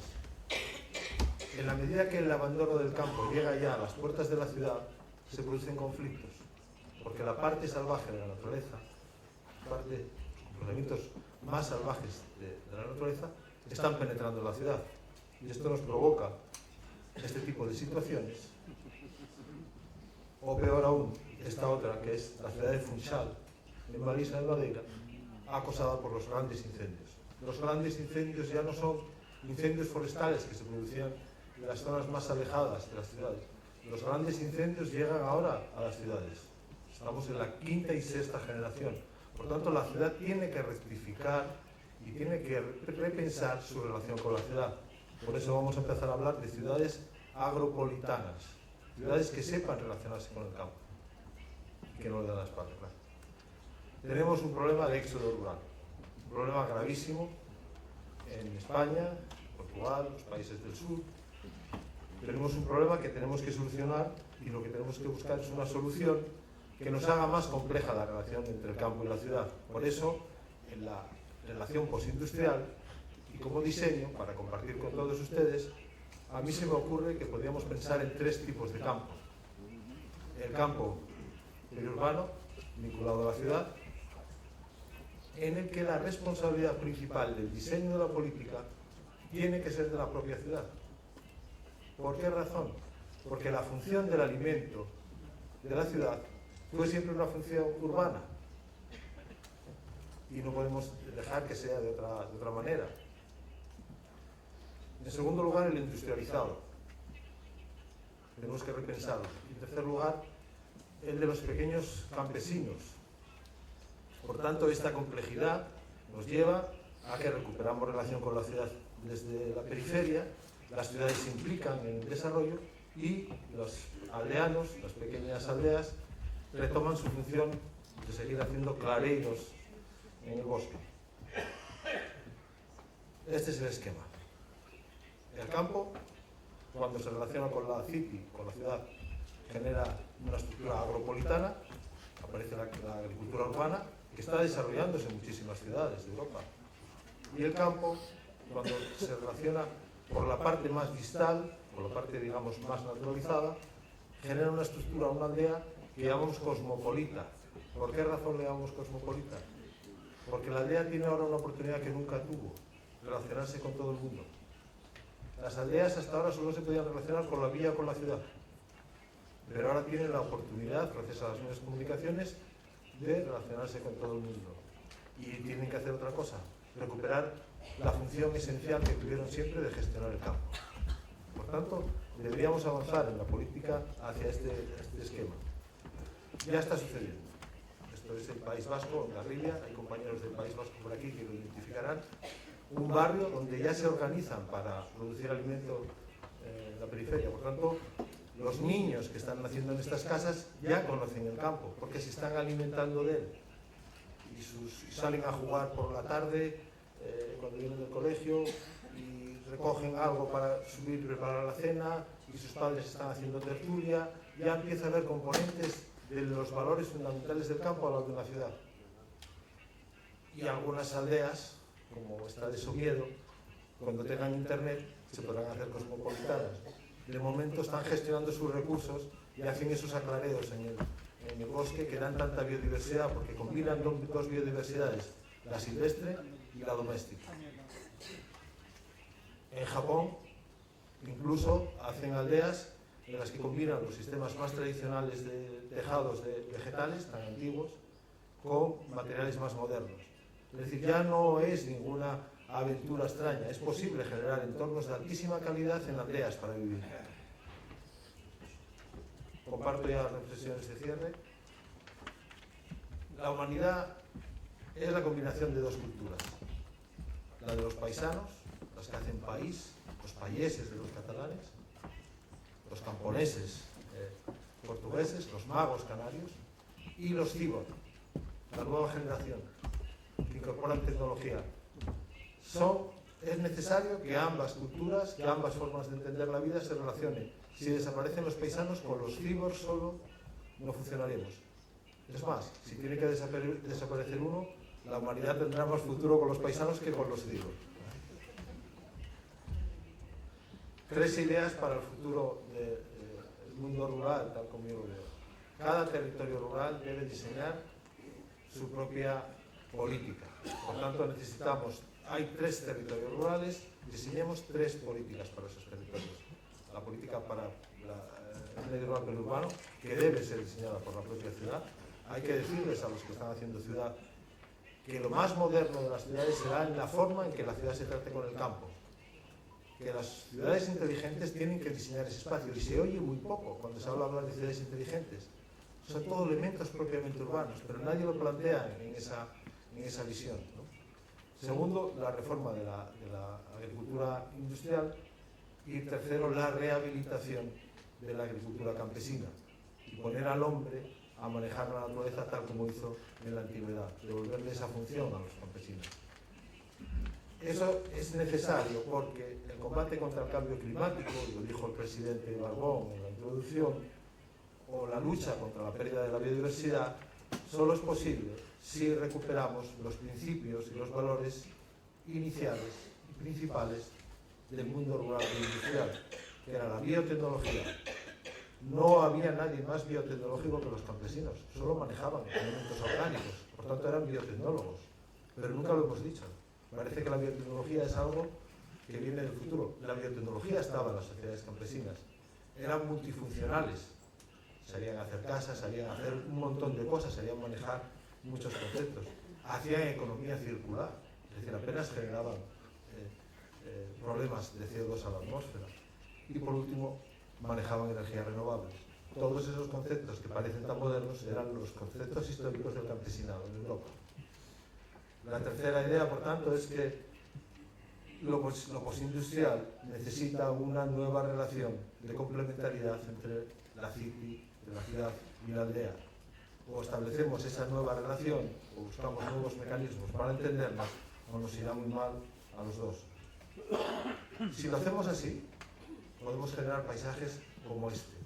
Y si no lo hacemos, tendremos paisajes como este otro.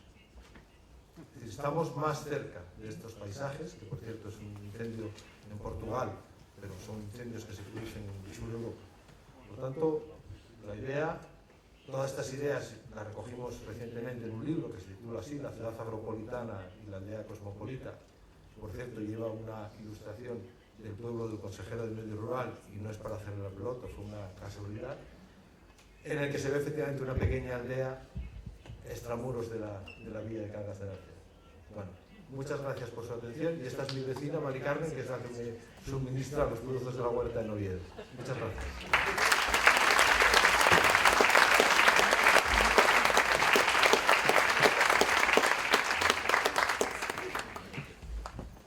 We are continuing with inspirational speeches, and I would like to invite Ms. Francesca Whitlock to say something about rural renaissance.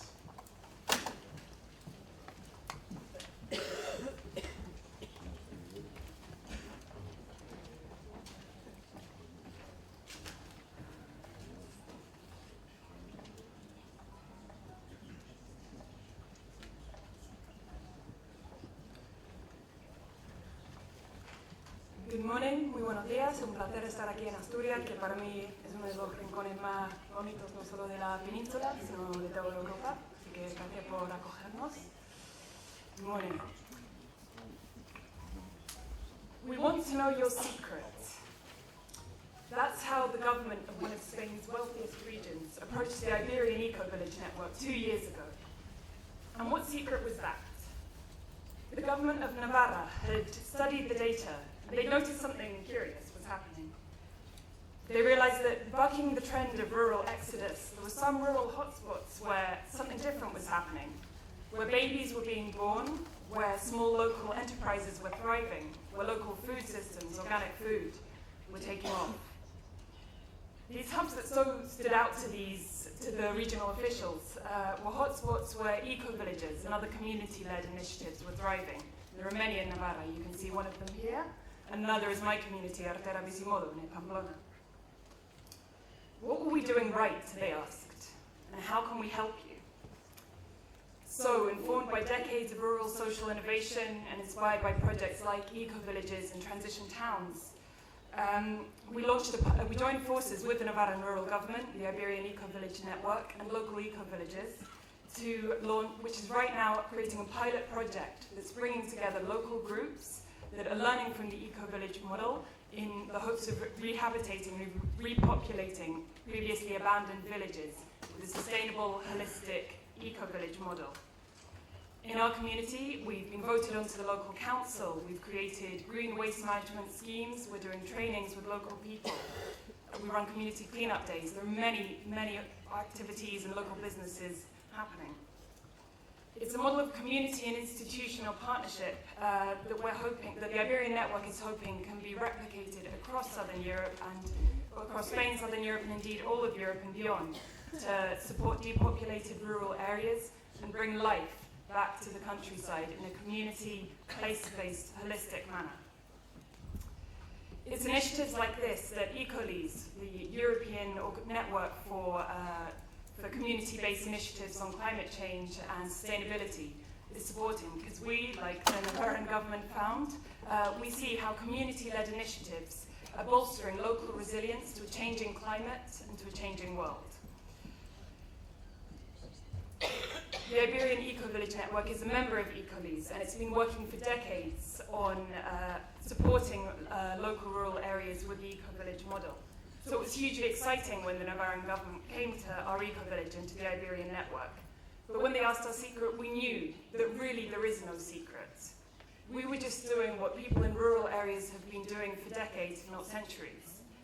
We were doing what humans have always done, being the proverbial village that raises the child, being the network of mutual support and cooperation that has been lost sometimes in an economic system that does not, that disconnects us from each other and from nature. But I want to say that this shift towards a more community and local based approach isn't just happening in very specific, isolated spots. It's not just happening in eco-villages. It's happening in rural towns and villages, conventional villages as well. Like here, like Ungarsheim in northeast France. Through a combination of visionary leadership and empowered local participation, Ungarsheim has become an emblematic example of the transition towns movement, showing what's possible when you plan with community and climate in mind. Ungarsheim has transformed itself from a former mining town to a sustainability hub in their area, with, amongst others, a market garden providing employment for local young people, community renewable energy, a local currency, dozens of other initiatives that connect people to their place, instill a sense of pride and connection and ownership, and have created a truly thriving rural hub. And these are just two initiatives that are part of an underreported but a vast and growing wave of community-led projects that are confronting climate emergency in rural areas through schemes that also tackle social disconnection, rural depopulation, food and energy security, unemployment, and so much more. Now, I know I don't need to convince anyone in this room of the science and the scale of climate emergency, of biodiversity loss, of extreme weather, and its very local, real impacts, especially in rural areas. I know that there are farmers in the room. You will have seen it up close and personal, because rural areas are on the front lines of climate change in Europe. Here we see predictions about the future of agriculture in the Mediterranean and the south of Europe. And all of us who are close to the land know that conventional ways of exploiting the land, bleaching the soil of monocultures are just no longer viable. But the question is now, how do rural areas want to respond to this immense challenge? It's beyond doubt that change is inevitable, transformation is necessary, but we do have a choice about how we respond. Rural areas have great power to be at the core of the transformational shift that must occur, and is already underway in places like those that I've mentioned. We've seen that we need a new relationship with the land, that regenerates it, that also cares for the people who work it and who live nearby. And this is why community-led initiatives are so important. We need to see a transformational shift in power and focus towards decentralization and local ownership to really see thriving rural areas. Now, what we at Ecolease see as people respond to the climate crisis is this powerful shift to local action and ownership, as in Navarra and in Ungarzai. Rural areas at the climate frontline have the opportunity to harness both technological and social innovation to revive local communities and economies in a regenerative, circular way that respects people and the planet. But as we hear about examples like those I've just mentioned, we may think, it's tempting to say, very well, very nice, but is it really just a drop in the ocean? Is it enough when we're faced with the enormity of the climate crisis and the ever-shrinking window for action, for a global response? Well, from our vantage point in Ecolease, as we see community-led movements across Europe, we can definitively say no. Far from being a drop in the ocean, they're really part of the turning tide. Ecolease is undertaking the first large-scale study of community-led climate initiatives in Europe, recently published in its first status report. And the evidence shows that there are thousands and thousands of such initiatives across Europe. And taken together, their impact can be immense, not only in terms of climate, in terms of sequestering carbon, in terms of organic agriculture, but also in community resilience, in creating really thriving rural communities that are strong and resilient in the face of these new challenges. And just a few numbers for you. There are an estimated 2,500 community energy initiatives across Europe, 1,500 slow food communities, 500 eco-villages, and about 7,000 community-supported agriculture schemes that are feeding healthy, locally produced food to over 1 million citizens. And this matters.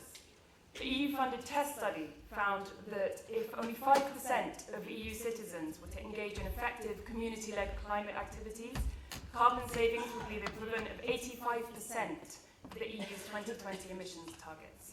This is huge. And all of us in this room who are engaging with the climate emergency in our local communities are part of this solution. But for community-led initiatives to reach their full potential for real rural revival and rural renaissance, responding to the climate crisis, fulfilling their promise of a rural transformation with people and planet at its heart, there is a need for institutional support and for an enabling environment at all levels, in supportive legislation, with appropriate funding support at all levels, from the EU, national, regional, and local. We need more examples like those in Navarra and Ungarzai, with local and regional institutions listening to community-led initiatives, providing them with the appropriate funding instruments and policy support. With the right support, community-led initiatives can meet the climate crisis in rural areas with resilience, and dare I say it, even with joy, as we reconnect to our communities and to the land. It's clear that we're in a time of rapid change that needs a rapid response from the ground up. We're at a crossroads for rural areas, and we really have a chance to choose how our response is going to be to this crisis and to this opportunity. But through harnessing community-led initiatives, through social innovation and through community engagement, I believe that we can and we will witness a renaissance of thriving and resilient rural areas, which I know all of us in this room want to see. So let's get to work cooperatively together. Thank you.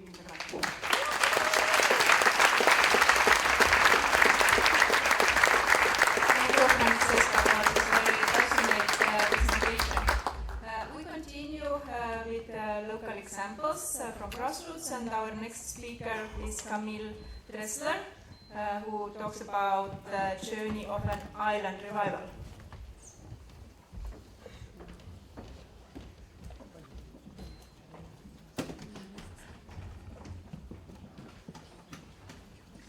Wonderful to be here and to share the experience of our islands, because as the Vice Chair of the European Small Islands Federation, we would very much like to put the islands more prominently on the manifesto and the rural agenda. Okay, so I'm going to share with you the story of the island of Ballivant. It's the Isle of Egg, 17 miles or an hour off the northwest coast of Scotland. It may be a small island, only 9 kilometers by 5, but it has made a huge impact at helping to change the land ownership patterns in Scotland. 25 years ago, the Scottish countryside was still dominated by tweed-clad lairds and their wealthy friends, hunting, shooting and fishing on large heather-covered estates. This is how it was for us on Egg, stagnating in the hands of such private landlords. So when the island was put up for sale, the islanders decided it had enough. They were a small, determined community, less than 100 people, but the wind of change was in their favor, and they had many friends and supporters. Together, they started a campaign to buy the Isle of Egg and run it themselves for the benefit of the community and its environment, social, natural, and cultural. To do this, they teamed up with a regional authority, the Highland Council, and a major wildlife conservation body. With the islanders in a driving seat, they formed the charitable community trust to own and manage the island. In 1997, 2 years after their campaign, they succeeded in effecting the first community buyout of an island in Scotland. This was a landmark event. When the Scottish Parliament was reinstated in 2000, one of its first tasks was to modernise land law, get rid of remaining feudal aspects in it, and make it easier for other communities to follow in the footsteps of Egg. So, in practical terms, what did community buyout mean for the people of Egg? It meant improving the island's infrastructure and access, ensuring a new pier was built for a new roll-on, roll-off ferry, all this benefiting from European funding. It meant providing better quality housing, giving secure long leases to the people that live there, making it easier for them to access renovating grants, providing building plots for self-built, and, most importantly, providing shared equity for those that could not afford to buy the land to build on. It meant also creating new economic opportunities by building new premises for island businesses, encouraging entrepreneurship and sustainable tourism. And guess what? It was all leader funded. And most spectacularly, it also meant Egg, an off-grid island with 24 electricity from renewables. Integrating for the first time ever wind, sun and water, the Egg Island microgrid has drawn hundreds of international visitors to the island to have a look at how it's working. And building on this, the island is now working to become a fossil fuel-free island with the help of the Clean Energy for EU Islands programme. Of course, getting a decent broadband was another priority now that we had electricity. And what we did was to get the group of islanders to start a community interest company to provide high-speed internet access, but not just for us, also the neighbouring islands and peninsula in our area. So, good connectivity, shared equity, growing tourism, entrepreneurship, the sense of community and the quality of the environment. All this has managed to attract a younger population to the island, either islanders who had left to study and work, but came back to raise their children, or new islanders who have chosen to make their lives there. I'm one of them. These younger, economically active people have a changing perception of what island life has to offer. They are not so interested in growth, but rather in sustainability, in renewal, in restored viability without risk to the island assets, all the well-being and community-related benefits of island life. All this has contributed to the success of EGG, underpinned by the 1915 Scottish Community Empowerment Act. Community ownership is now seen as the easiest and quickest way to rural empowerment in Scotland. Today, just over 500,000 acres are now in community ownership, about 3% of Scotland's land, half the Scottish Government's target. Change is happening, slowly but surely, and what is remarkable is the large amount of community trust-owned land on islands, from Lewis, Harris, North Uist and South Uist to Gigha and Ulva, all along the western seaboard. So what we are now seeing on the island is a type of regeneration and revival that has been happening on EGG for the past 20 years. Local people are being empowered to make their own decisions about economic development, housing and energy, about the cultural and natural heritage of their islands, about the sea surrounding them. The community energy sector is growing. There's community wind farms bringing revenue to fund community project and development. This is a strength that the recently published National Island Plans for Scotland is recognising. Following extensive consultation with the islanders themselves, the plan aims to address the priorities they have identified. I would like to say that the techniques that we have used for this planning for the National Island Plan were derived from the Rural Parliament for Scotland. Social space, open space, well catered. So, all inspired by the ERP itself. So now we know that decisions affecting islands will be submitted to an island impact assessment, a very new concept. So, by removing barriers, the plan should help the resilient and innovative island communities of Scotland keep paving the way for ideas and solutions that can then be exported to the mainland. This is an exciting prospect, and we will be sharing it with all the other 10 islands federation of the whole of Europe.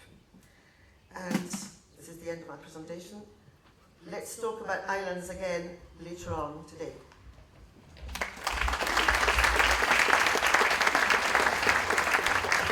Thank you very much. I would like to invite you to a small exercise. Please shake the hand of your neighbor.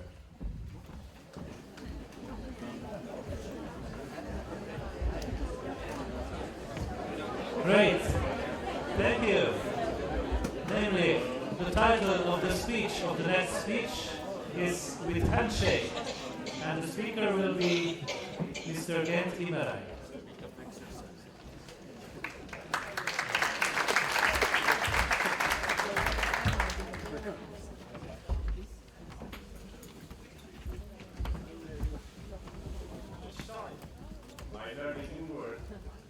I reach my hand toward the traces they leave. But there may be words that I cannot comprehend alone. Recalling myself standing at the shore of the sea, I was to be 3 parts wise and 1 part brave when facing it. It portrayed enormous offense for many adventures that I could undertake against him or along with him. This thought came to me when the white waves of the sea, they vanished the name that I had written on the sand, my name. But our elders in the mountains say that respect is not something you are born with, but it is earned. I thought that I had deserved to have my name written on the sand. And this is why it gave me strength, the difference between us in the power, in the look, in the prejudices. So with some wood and some strings from the surrounding reeds, I built a structure which appeared on the sand, the letter G of my name, Gent. I bent the sea, I thought. It will live every day, from midday until the sunset. The waves couldn't vanish anymore, my name. So the sea, somehow he learned to live along with me. Either I felt that I had misjudged it at the first. So, to comprehend the word rural, for me it's to create your unique portrait and put it in equilibrium with the existing traces, not to create something from the beginning at all. There is no good war or bad peace, but eco-war holds a lesson. Le vent se lève, il faut tenter de vivre. The wind rises, and we should try to live. Rather than a threatening, it concludes a handshake. Thank you.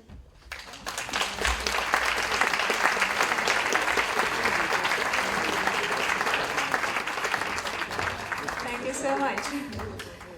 Our next speaker is Cora Pausch, and she talks about sustainability of communities, social connectedness, and regeneration of rural areas.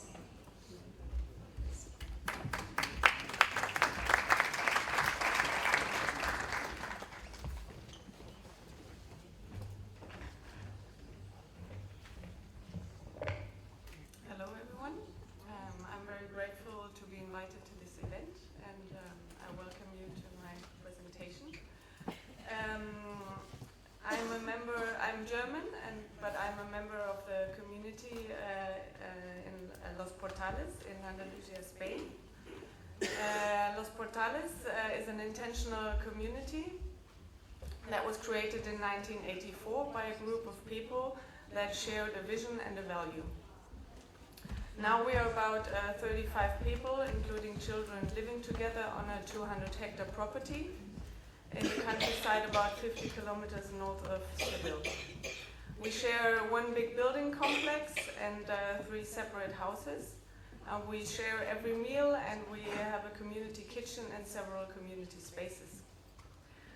For us, the fact of living in the countryside has a lot to do with creating autonomy, being self-sufficient, and generating personal empowerment.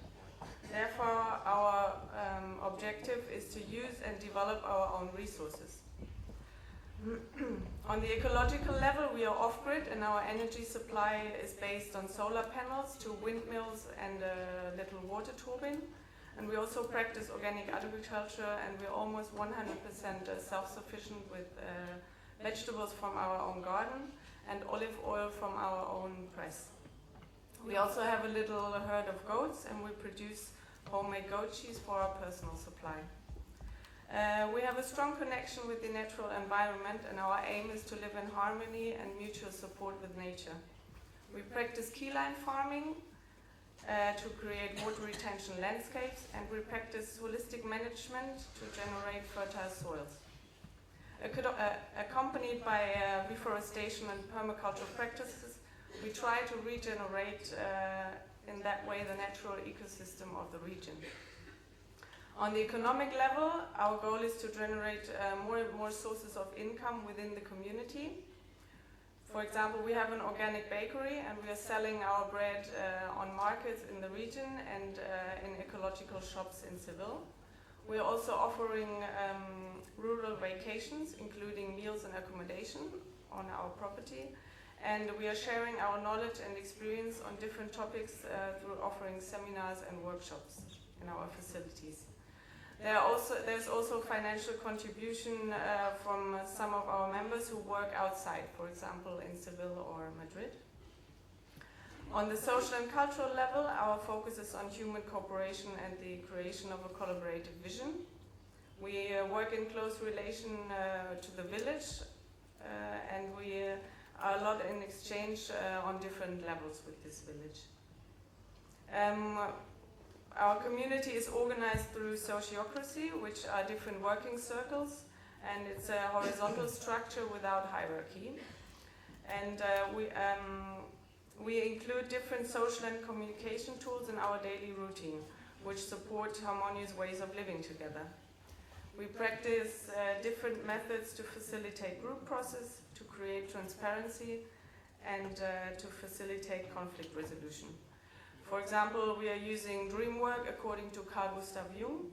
We use the forum ZAG, which is a ritualized form to create transparency and group cohesion. And we also practice process work and do sessions of deep listening. For us, life in community has the potential to leave individualism and social isolation behind. And therefore it favors a path of personal development and consciousness raising on personal, relational, and also global level. Communities and eco-villages are more and more accepted and seen as places for inspiration and holistic education. And therefore today we can already present solid and well-proven results in environmental and social practices.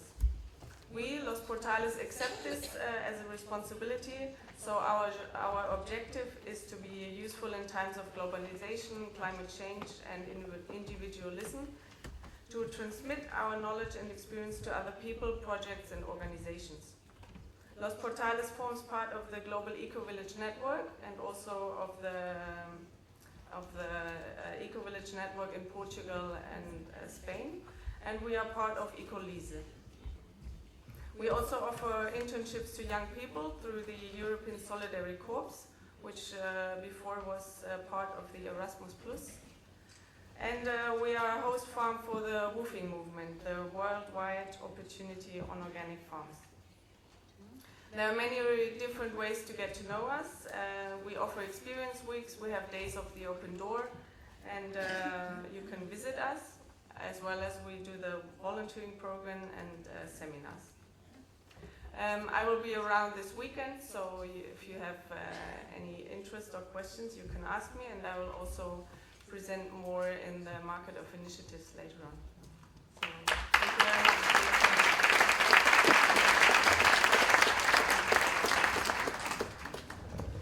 Another inspiration comes from Latvia.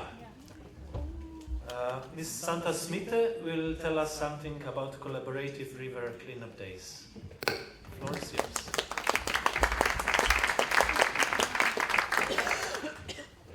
Hello, greetings from Latvia, from Northern Europe.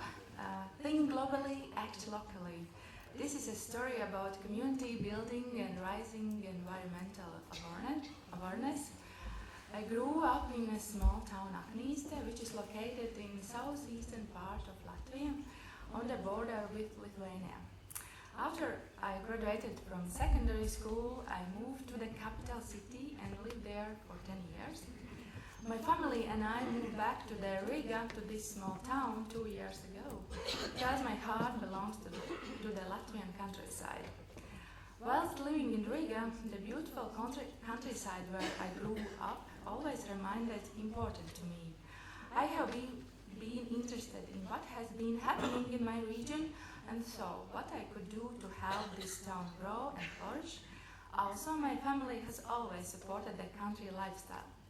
In order to move back, it seemed obvious to us that we need a job that has something to do with our passion, active recreation. This small town, Aknīste, has a river flowing through it, and we saw this river as an opportunity for us. As a family, we are passionate about kayaking, and we wanted to develop it and to offer this activity to others as well. We canoed as often as we could on the river Dienvidzusei, but we realized soon that we had to remove the fallen trees from the river to make the Dienvidzusei more enjoyable for the other enthusiasts. But how can we tackle it? Maybe by organizing some river cleanups. But are there any volunteers? These were the questions we had in our minds. With the financial assistance of the local municipality, a small grant, we announced several river cleanups in the summer of 2018. We were very amazed when we saw how many people came to our events. We cleaned up approximately 7 kilometers, which is equivalent to about 1 to 2 hours of kayaking. In the autumn of 2018, we founded an NGO called the Boats of Selonia. The idea was to involve and inform our community so they could actively participate in it as well. Last summer we cleaned more than 50 kilometers thanks to our community's help. As the river flows through a number of administrative territories, we also receive support and cooperation from them. A larger community than ours was involved. The cleanups of the river were very useful, but in my opinion, the main achievement was the development of the canoeing community, the development of the volunteering movement, and raising the environmental awareness. Local residents are proud of their new, clean, usable river.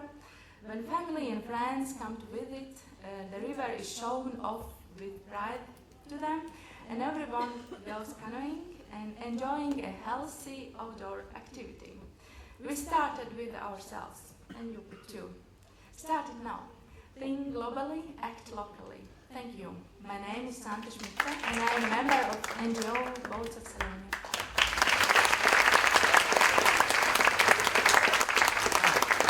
Thank you, Ms. Santa. Our last example is about socio-environmental development, and the speakers are Mr. Antonio Garcia Mendez and Mr. Pablo Garcia Lastra. Please come to the stage.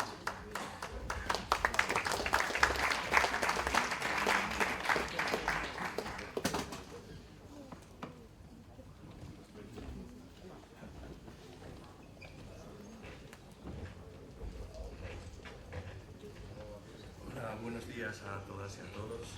Lo primero, agradeceros en nombre del proyecto al que representamos, a READER, al Parlamento Rural Europeo, por considerar de interés nuestro proyecto. Esperemos que lo que os traslademos que os llegue y que seguro que en estos días de trabajo que algunas de las ideas que va a trasladar el compañero Pablo, de que todos los días se aprenda, aunque yo fui profesor suyo, cada día aprendo con él, y os va a contar un poco sus vivencias y sus preocupaciones, y después os contaré yo también un poco la misma línea. Buenos días, soy Pablo García Lastra, tengo 25 años y vivo en La Grandela, un pueblo ganadero en el que toda la familia vivimos el campo y la ganadería. La Grandela está en la zona del occidente de Asturias, en el municipio de Tape de Casariego. Para mí, vivir es un lugar donde la Grandela ha sido, desde que soy pequeño, una felicidad. Vivo rodeado de la naturaleza, animales, ríos y bosques. Estar con mis vacas, conocerlas, saber lo que les pasa, estar con ellas cuando enferman, convivir con ellas, sigue siendo para mí muy conmovedor. Disfruto cuando disfrutan, cuando nacen, verlas crecer, es mágico. En la Grandela también hay dificultades, especialmente los desplazamientos. Es difícil para mí, también para los demás, desplazarse y conseguir algunos productos que necesitamos y que tienen que venir de otros lugares. Cuando cuento con mucho apoyo de mis vecinos, de mi familia y con ello al lado. Mis dificultades son muchas, más llevaderas. Además de la vida en el campo y la ganadería familiar, también trabajo en el centro de empleo, se llama Finca El Cabillón. Desde que empecé con el alumnado de prácticas ya me sentí ilusionado. Nos dedicamos a la agricultura ecológica y trabajar en el campo es algo que ya me gustaba.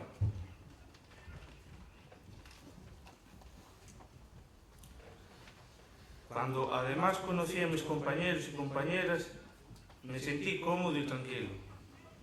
Me siento muy afortunado por tener esta oportunidad, laborar al lado de mi casa, sin necesidad de emigrar, perder la relación con mi entorno o con la familia o amigos. Finca El Cabillón es un lugar que genera para mí y mis compañeros la posibilidad de crecer como trabajador y trabajadoras. Nos aporta muchas experiencias y sobre todo nos ayuda a crecer también como personas. Destaco el apoyo y la confianza que tenemos desde Finca El Cabillón. Quiero aprovechar esta oportunidad para pedir a autoridades, organizadores y a sociedades que os acerquéis a vernos, que nos conozcáis la realidad del mundo rural de primera mano y que entre todos podamos hacer que la vida en los pueblos y el trabajo que hacemos en ellos esté mejor valorado y reconocido. Muchas gracias.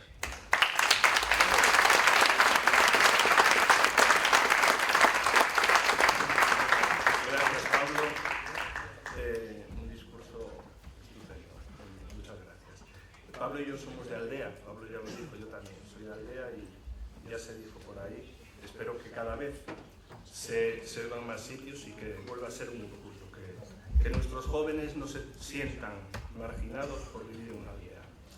Bueno, la Fundación EDES surge en 1999 de la unión de esfuerzos entre las familias, como la de Pablo, y los maestros de la cooperativa que venían gestionando el Colegio de Educación Especial EDES desde 1992. Trabajando estos 20 años para dar apoyo a personas con discapacidad intelectual y sus familias, desde la educación formal y no formal, tiempo libre, la participación social, la formación para el empleo con apoyo, empleo protegido y la vida independiente de las personas con discapacidad intelectual, así como por el desarrollo asociativo y compromiso social voluntario en la comarca noroccidental de Asturias. La Fundación EDES crea Finca El Cabillón en 2006 para ofrecer una oportunidad de empleo a personas con diversidad funcional como un proyecto de empleo protegido, como centro especial de empleo. Los objetivos: crear puestos de trabajo estables y diversificados, poniendo medios para garantizar el ajuste personal y social y facilitar el acceso a recursos de formación, apoyo y acompañamiento a las personas con discapacidad intelectual. Las principales líneas productivas, como decía Pablo, la producción agraria ecológica, en una finca cedida por el Ayuntamiento de Tapia de Casariego, una finca que estaba abandonada y que se cedió a Fundación EDES para ese fin. Otra actividad es la venta directa de las propias producciones de la finca y también de otros productos ecológicos. Y también servicios de jardinería y mantenimiento de jardines. Si no lo digo, Pablo se enfada. Se trata de diversificar los puestos de trabajo y de hacer más visible el proyecto y el potencial de las personas con discapacidad, dando a conocer nuestra realidad, poniendo en valor otras formas de producir y comercializar alimentos. Buscamos la complicidad y el apoyo de particulares, con la venta directa en nuestra propia tienda o en los mercados locales y también en la hostelería local, siendo muy importante contar con el respaldo de los grupos de consumo que difunden otra forma de entender el consumo consciente, sostenible, solidario y cercano a quien produce los alimentos. Con pequeñas acciones se pretende ir generando un ejemplo de que es posible otro modelo. Ya se habló aquí de esa necesidad de cambio de modelo, ¿no? De otro modelo de producción concienciado sobre la importancia de consumir productos de temporada y que la acción de consumo supone una herramienta para cuidar el planeta y apoyar el desarrollo de los territorios. Desde el 2006, en que empezamos las 5 primeras trabajadoras, hasta la fecha han tenido la oportunidad laboral 46 personas con discapacidad de toda la comarca. Para algunas de ellas fue su primera experiencia laboral. En este año han estado contratadas 16 personas en el Centro Especial de Empleo. El camino no ha sido fácil y el proceso del proyecto sigue en construcción, con ideas, pendientes de poder plasmar y con nuevas oportunidades para las personas con discapacidad intelectual. Pero seguimos encontrando dificultades que entendemos son comunes a otros proyectos en las zonas rurales. La carga burocrática y administrativa que entorpece y pone barreras al emprendimiento con normativas y planteamientos pensados desde el desconocimiento de la realidad rural suponen un camino lleno de trabas que desaniman y dificultan la consolidación de iniciativas por la sobrecarga en exigencias muchas veces inasumibles para pequeños proyectos, pero que son los que pueden garantizar oportunidades, a nuestro modo de ver, de generar empleo imprescindible para fijar población en las zonas rurales. Otras de las particularidades ya conocidas, como la dispersión geográfica, unido a la escasez de transporte, hace inviable poder acceder a servicios, lo comentaba Pablo muy bien, que además han sufrido un paulatino debilitamiento, y esa escasez de recursos y servicios públicos, con escasas oportunidades de acceso a la formación, al ocio, etc., sobre todo para los colectivos más vulnerables, han venido agravando el despoblamiento en nuestros pueblos. Esperamos y deseamos que se consiga revertir esa tendencia. Seguro que en el marco del Parlamento Rural Europeo trabajaréis para proponer fórmulas, como decía antes nuestro presidente, ¿no? Que se pueda acercar a las personas consumidoras a las productoras, lo decía Jaime Izquierdo, el campo a la ciudad, ¿no? Para lo que se hace urgente la apuesta por el apoyo a pequeños proyectos, con base productiva, agroecológica, respetuosos con los territorios y con las personas. Eso era lo que os queríamos contar y esperemos que sea muy fructífero vuestro trabajo. Muchas gracias.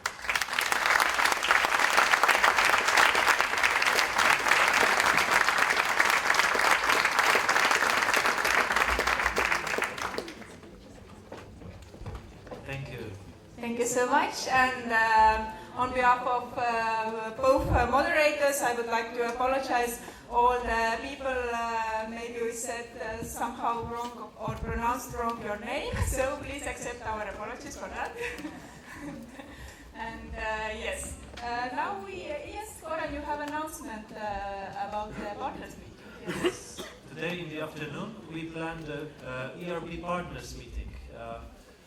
We invited one representative from each country to come to that meeting. We will discuss the future of European Rural Parliament, and we will disseminate there the book about the rural parliaments. You remember the small booklets which we had years ago with 5 rural parliaments. Now we have 16 of them. One is European, one is regional, Balkan Rural Parliament, and 14 national rural parliaments. Experience is gathered here. We will talk about this in the afternoon. Please send your delegate to contribute to the debate and to take 5 or 6 issues of the book. Yes, thank you very much for participating at this plenary session, and a lot of really interesting examples and a lot of good knowledge to take with us. And I personally would like to thank my co-moderator Cora. It was very nice to work together with you. And we wish you a very good discussions during workshops. As Mr. Dumitru said, we have an important role to play to design the next programming period policy making, and yes, let's be very active with our ideas and thoughts. And now, yes, we give floor to Vanessa and Marta to give us some more instructions about the workshops. Yes, thank you.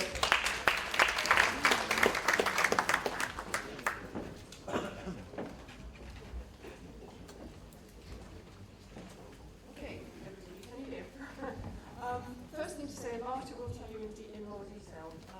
Because we have run a little bit late with the session, we're going to postpone everything in the program by 30 minutes, okay?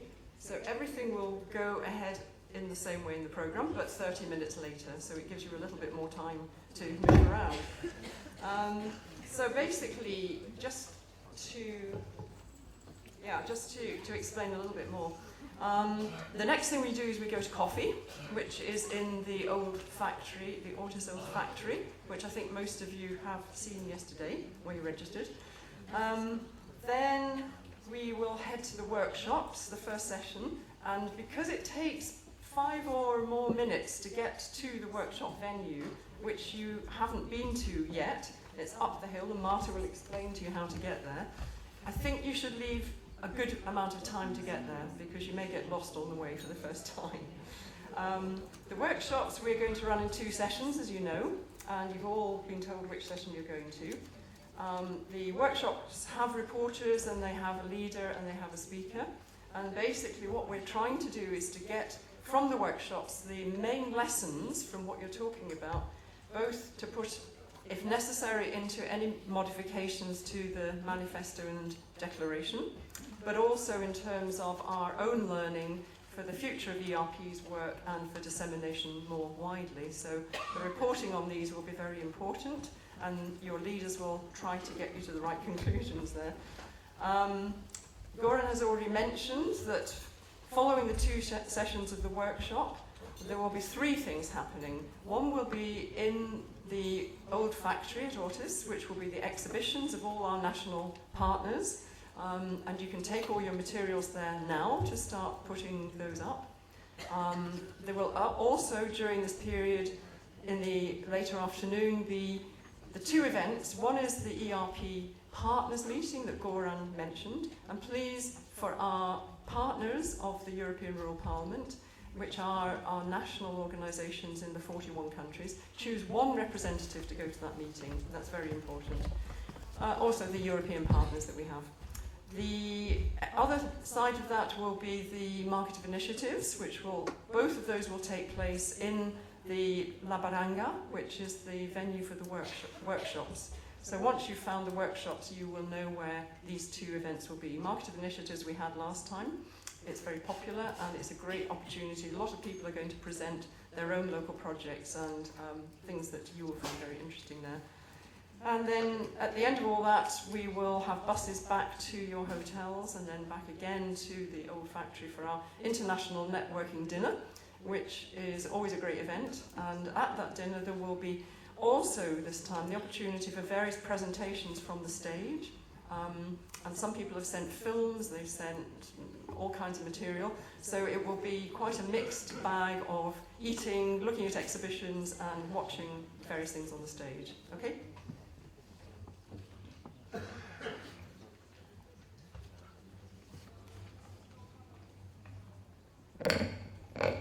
Good morning, ladies and gentlemen. I would like to say thank you for giving me this short time to explain you some logistics regarding workshops. Just to say, as Vanessa was said before, we have to move each activity 30 minutes later. So the coffee break will take place in Ortiz factory. It will start at 11:45 and will end 12:15. Then the lunch will take place at 1 o'clock to 2:30. Then the first session of the workshops will take place at 12:30 to 1:45. No, sorry, I think I have a mistake. This thing's happening when we are in live. Okay, I will repeat the timetable. Okay, I'm really sorry for the change. Well, the break from 11:45 to 12:15. Then the first session of workshops from 12:30 to 1:45. Then lunch from 2 o'clock to 3 o'clock. Then second session of workshops 3:15 to 4:30. And then the market of initiatives and the ERP partners meeting from 4:45 to 6:45.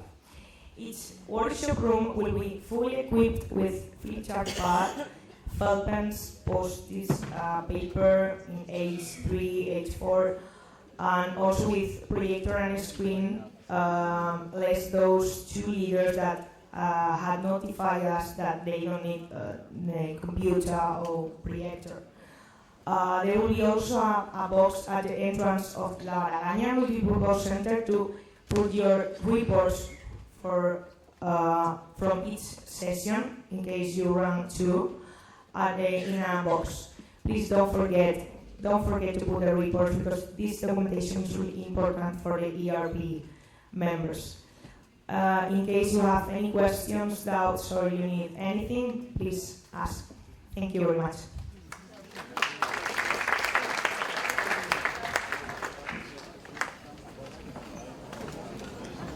Coffee. Enjoy the coffee.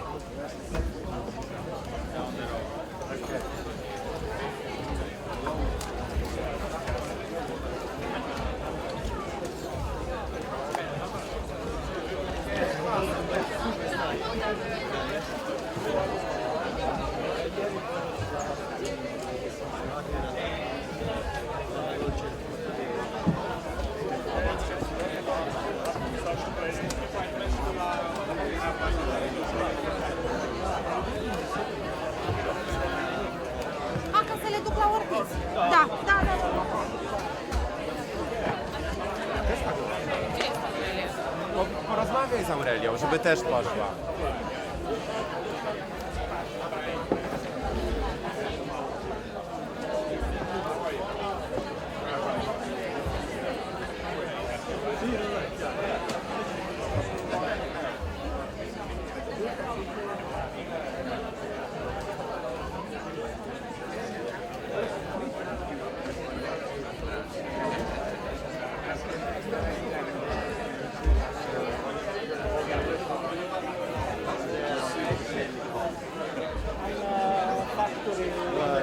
Además, claro que aquí está claro que es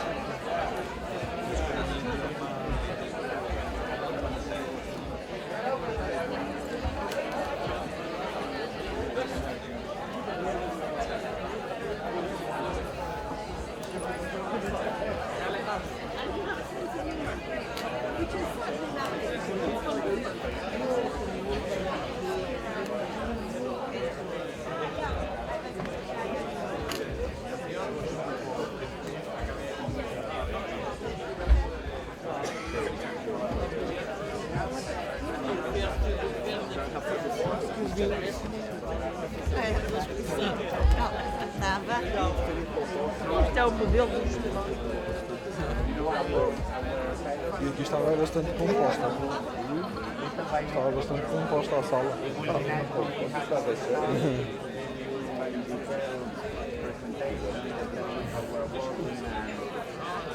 Because it's working really good, and now we are creating like